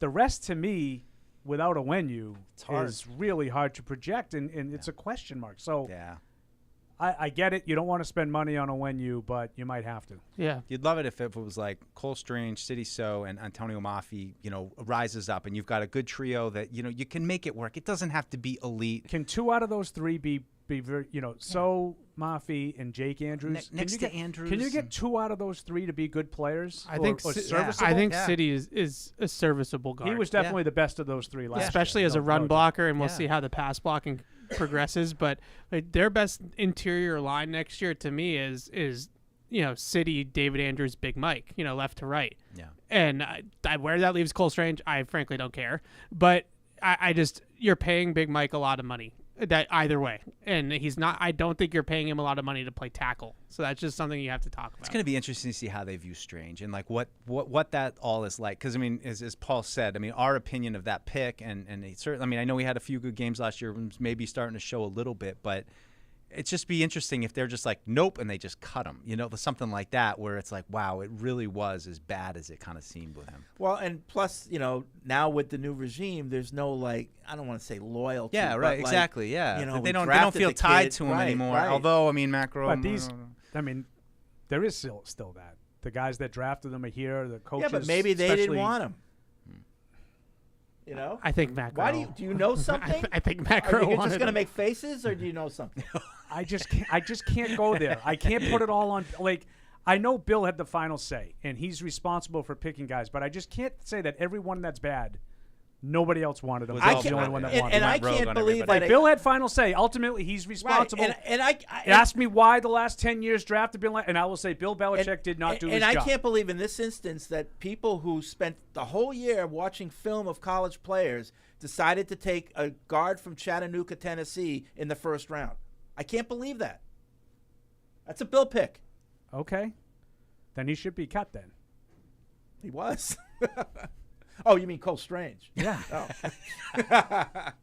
I think if everybody else hated him, I don't say and he played the way he did in the 2 years, I expect him to be out of a job I'm soon. saying Bill probably, we need a guard. We need a guard. We need a guard. I like this kid. He's, blah, blah, blah. Smart kid. Got owned in Mobile, but I saw something different. Listen, I can't tell you you're wrong. Yeah. I don't know what the true story is. You might be right. Yeah, you might be right. My favorite part about the Cole Strange pick now is the Bilbos have come out and decided that he's actually good at football. Cole Strange is that. This happened after his rookie year. Too. Oh, he's a quality guard. How can you get mad? After Bill Belichick, who evidently is the only one in the 617 area code who had any belief in him. But he might benched him 3 times in his rookie year, and everybody told me in the offseason that I was wrong for saying that he had a bad rookie year. He might end up being decent, but you didn't have to take him in the first round. Oh, no. That's a different argument. I'm totally with you on that. It's like talking about Super Bowl 42. But he wasn't good first round, fifth round. he got benched 3 times his rookie year. The point is that the guy that they drafted in the 4th round last year in City So has already put better film out than the first round pick did. And there it is. He's already better. Like he's an already better player. It's wild. It was a dereliction of duty to draft him in the Bill. again 3rd round, 4th round. Okay, but the 1st round, especially with where the they team didn't get was. an episode in the Dynasty on that. Like, pick. I mean, it's. I mean, not to go too far back, but I mean, those drafts were just so critical. I mean, it's just he had to hit on all those for this to like keep the train rolling again. He didn't, and that's why missed it's the first apart. 2. And the people that like talk about Elliot Wolf as an executive and how he might draft, I think the biggest thing is with Bill that he ran into problems is that he would just fall in love with these guys for whatever reason, whether it was football related, the interview process, whatever, that he didn't care that everybody else had him in the 3rd round because he really liked that guy. And with Wolf, what you hear is like he's going to shop at Louis Vuitton. Like he's not going to go and get the knockoff brand. Like he's going to get the best athletes, and that's why I think they drafted Christian Gonzalez last year. Yeah, to him the value is in the talent, not anything else. Right. Bill, it was so much about, what's your role? What's your fit in my system? What kind of guy are you? And like those things are all important. But at the end of the day, if you don't have the talent, then you're not going to make it. Otto is on the keep Mac Jones train.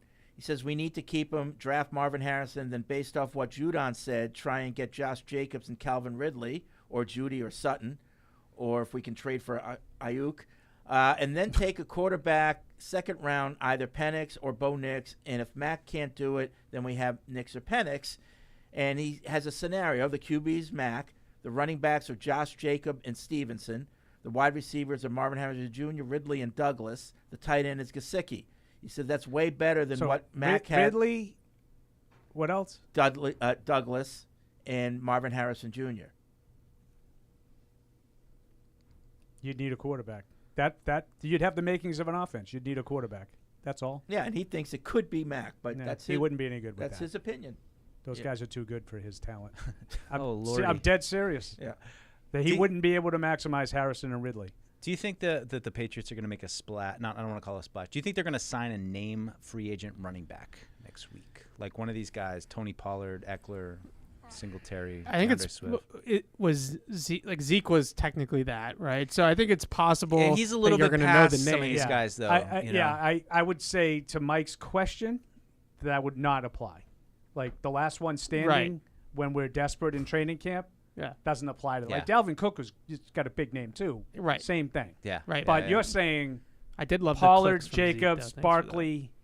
Yeah, Eckler. Yeah, I mean usually guys all those guys are free agents. Yeah, right? usually we're all on the same page. It's just draft them, let them walk. Normally I would say absolutely no chance, but this is a new regime, so right. I don't know. Yeah, I don't know. That could be mini Patriots news. Alex Austin officially signed back on the exclusive rights free agent tag. It's the guy that I was credited with saying wasn't an NFL player, and it took me 10 minutes to realize after you said that, who's Alex Austin? Alex Austin back. I don't know enough about Alex Austin to say he's good or not. I would say encouraging down the stretch. Because I'm the with one who Paul. had the pick against Buffalo, Yeah. correct, right? Yeah. Encouraging film down the stretch. But a nice pick on Josh Allen. Yeah. Late in the first half of the Buffalo game. Very nice pick. Darren is Steel trap. Darren in St. Stephen, New Brunswick, Canada. For Evan, you and Alex recommended the Patriots keep it simple. Occam's razor. Although Occam never used these words exactly, many agree with That's this Alex's thing. I have interpretation. no idea what that means. Entities must Well, not be Occam's razor? multiplied Yeah, no beyond idea. necessity. Perhaps an intangible carries as much weight as raw talent.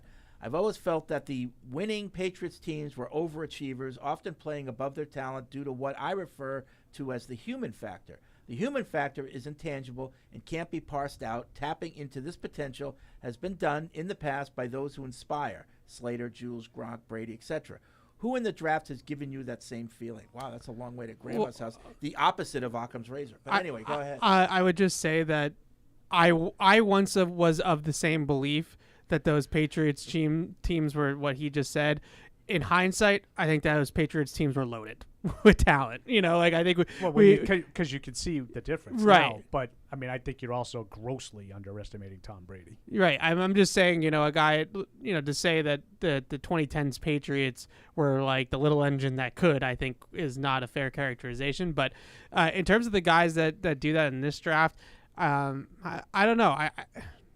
I think a guy like Penix, honestly, is sort of like that to me, where, just Good the intangibles, the leadership, the ability to bounce back from the injuries. Like, that guy could have easily just fallen by the wayside. The whole is after greater than the sum of the parts. Yeah, those injuries. And I think that that's the most encouraging thing about him. Yeah, I just think that when you put Brady in that, like, scrappy overachiever thing, just because he was the 199th pick of the draft doesn't mean that he's not the greatest player who's ever played. Right. Like, we were wrong. Yeah. Like, he had a lot more ability than anybody gave him credit for.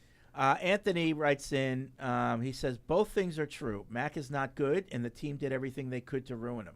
My question is... I could kiss that guy in the lips. Do you think the team thought Mac was better and could win with what was given, or that they were just too out of touch with developing a young quarterback in today's league and bungled it?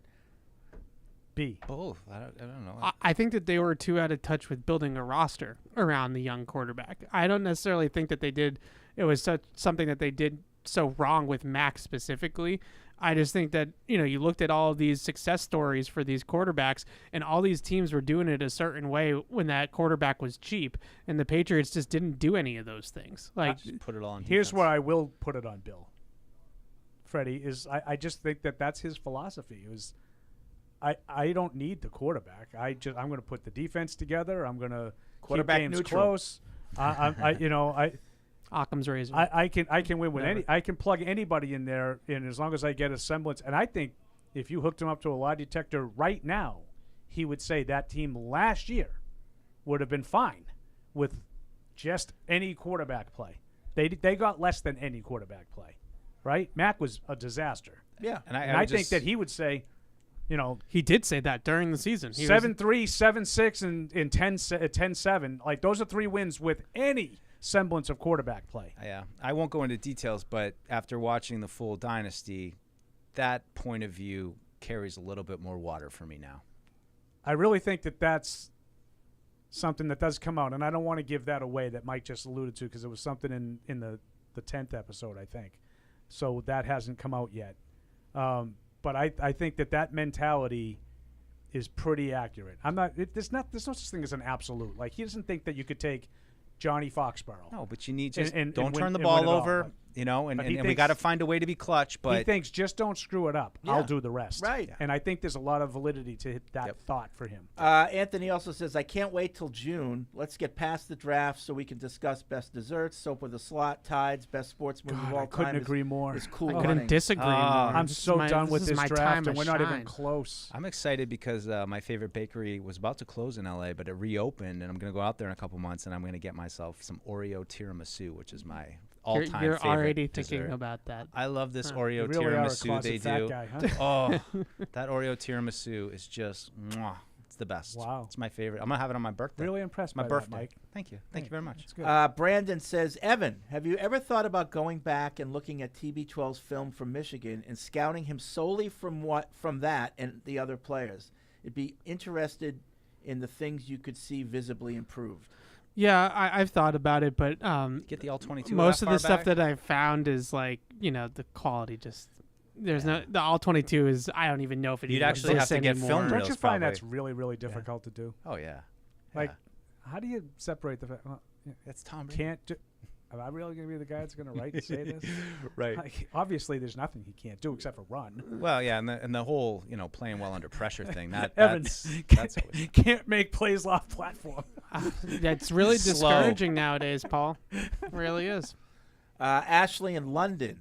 Ashley. This is Hello. more for Paul and Fred. Did you ever bump into Bill in the building, I guess more during the offseason, where he'd engage in a conversation with you that wasn't the most awkward situation imaginable? Yes. Paul. Yeah. Long time ago. Well, you got a no. friendly hello, Paul, this year, didn't you? I did. I got a couple this past year. But I will also say, not necessarily like random bumping into conversations, because those are almost none. Like random bumping into, it's a hi as you walk by. That's it. But like TV production meetings for the preseason games, he is sort of engaged a little bit more than he would at a press conference. Like with me individually, I'm talking about. There was one, he was sort of demonstrating a cornerback technique. The whole cliche of why do the quarterbacks they never look back? The short answer to that is because they're taught not to. But he was sort of explaining the technique, trail technique, staying in phase, hand placement. I mean, my God, your eyes were bulging out. This guy by the end. See, this is like I try to tell you, I have no interest in it. It's not like I don't know anything about it. Right. I just have no interest in it. Maybe. If Evan was there, we have to start the meeting, guys. But anyway, if you're out of phase. I was the receiver in said demonstration, and he was the DB, putting his hands in between, you. He's like, so Paul goes through the deep ball, and Paul has his hands up, and when that's a tell when you see, he goes, there are other things that they're looking at facial expressions, they're looking like this. I'm telling you, he went on for 10 minutes about all these little intricacies, and you can just imagine how much, how much more expansive that is for every position, for every situation, for every detail. Yeah, but there was times that he was much more engaging. My answer is than no. others. No. I would say that there's very few people that have developed defensive backs better than Bill Belichick, especially undrafted ones. He is. If they were drafted high, there's a lot of things that as a head coach, but like in terms of him in that respect, I don't know if there's anybody that has a better track record with DBs than Bill Belichick. I mean, just every single one he touches, think about the amount of undrafted cornerbacks, from Randall Gay to J.C. Jackson to Jonathan Jones, Butler. Malcolm Butler, like Miles Bryant. There's a lot of undrafted guys that turned into more than serviceable players in some regards. Why is that? Really good players. Why? But The system. there's just as many second-round picks that busted. Yeah. Jawan Williams, Right. Cyrus Jones, They think Terrence they know Terrence everything. Wheatley, John Wilhite. He would tell you it's all about being coachable. Yeah. Duke Dawson. Yeah, no, their system is actually You're probably right, Fred. It's actually pretty simple, believe it or not, in terms of what they do technique-wise and coverage-wise, which a lot of guys say, they simplify it so well that you're just, all you got to do is think about like one or two things instead of just thinking about everything. Seems like the hard part is pre-snap and getting everybody on the same page and in the right spot. And then once you know where you are and what your responsibilities are, you can do your job. They do a really good job of playing off of help. So like corners when they're on the outside, they'll know that they have a robber and they have a post safety. So like there's certain routes that they can just eliminate from their. Oh, I don't even need to worry about the post because Devin McCourty is going to be on the post. Like those types of things help a lot. Let's see. Musad writes in, after the McCourty and Slater retirements in back-to-back off seasons, who do you view as the team's leaders going forward? That's a great question. I mean, David Andrews, of course. Bentley. Teacher-wise, Bentley. Those are the three, but there's no question. Look, it's going to be a new team. Yep. New guys have to emerge, and Drake May. There's going to be starting spots. I mean, Judon could be if he sticks around. Yeah. Yep. Who? Jabril Peppers. Jabril, my guy. Oh, your guy. I would put into that mix. But yes, it's Bentley, it's Andrews. Those are the two that really stick out to me. And Claire writes in, hello, everyone. Hello, Marine. Hello, Claire. I know Paul may roll his eyes at this. Sorry, not sorry. But the absence at tight end is real. Do you guys have an opinion of any particular tight end draftee? And also, whereabouts would you be happy that they drafted a tight end? The Texas portion of the show begins now. I figured yeah, that was tough. that was lining you up. For Jatavian Sanders. Yeah, he's on my down list for the combine though. Oh. Only ran a 4.69. Not what I was hoping for. I really. What if they traded down and took Brock Bowers? Geez. I got to look a little more into it. The Jared Wiley kid from TCU, he's just a big dude. And that's like, those are the guys, Ben Sinnott, we talked a lot about. Love Ben Sinnott. But, it's just, you got to look at like the day three guys with some traits. And Theo Johnson from Penn State killed the combine. Athletic freak. Didn't really tap into it at Penn State. Ben Sinnott, I think, is like a football player. Like, he's not as good as Sam Laporta, but he kind of has some Sam Laporta-y type traits. And I kind of like some of the free agent tight ends, too. I know a lot of people don't love this class of free agents, but I'd take Noah Fant. I would take Gerald Everett. Font. Noah Font on this. That would be great Claire, for Bob. Just so you know, like tackle, they do not have any tight ends, so I am not rolling my eyes. They don't have any tight ends on the roster, right? It's also not a particularly good tight end draft class. Nope. All right, so that's going to be it for this edition. And for the third and final time, if you want to see Toyota's best offers, including those not seen on TV, go to buyatoyota.com. It's Toyota's official website for deals from the official vehicle of the New England Patriots. Toyota, let's get back to work. All right, so is Catch 22 coming up? Or Right did you now. already do that? Yep. All right, right it's on. coming up. Is Barth here? Yep. He's right All there. right, wow. So when's the last time you were in the same studio? Last week? 2 weeks ago, 2 before weeks the ago. combine. Oh, let's watch the reunion. All right. Stay tuned for Catch 22. They'll be diving deep into, I would imagine, the draft, maybe you'd be talking about? Okay. All right, we'll see you next week. Thank you for downloading this podcast. Subscribe on Apple, Google Play, and everywhere else you listen. Like the show? Please rate and review us. Listener comments and ratings help keep us high in the podcast rankings so new listeners can find us. Be sure to check Patriots.com for more news and more podcasts. The world's original podcast.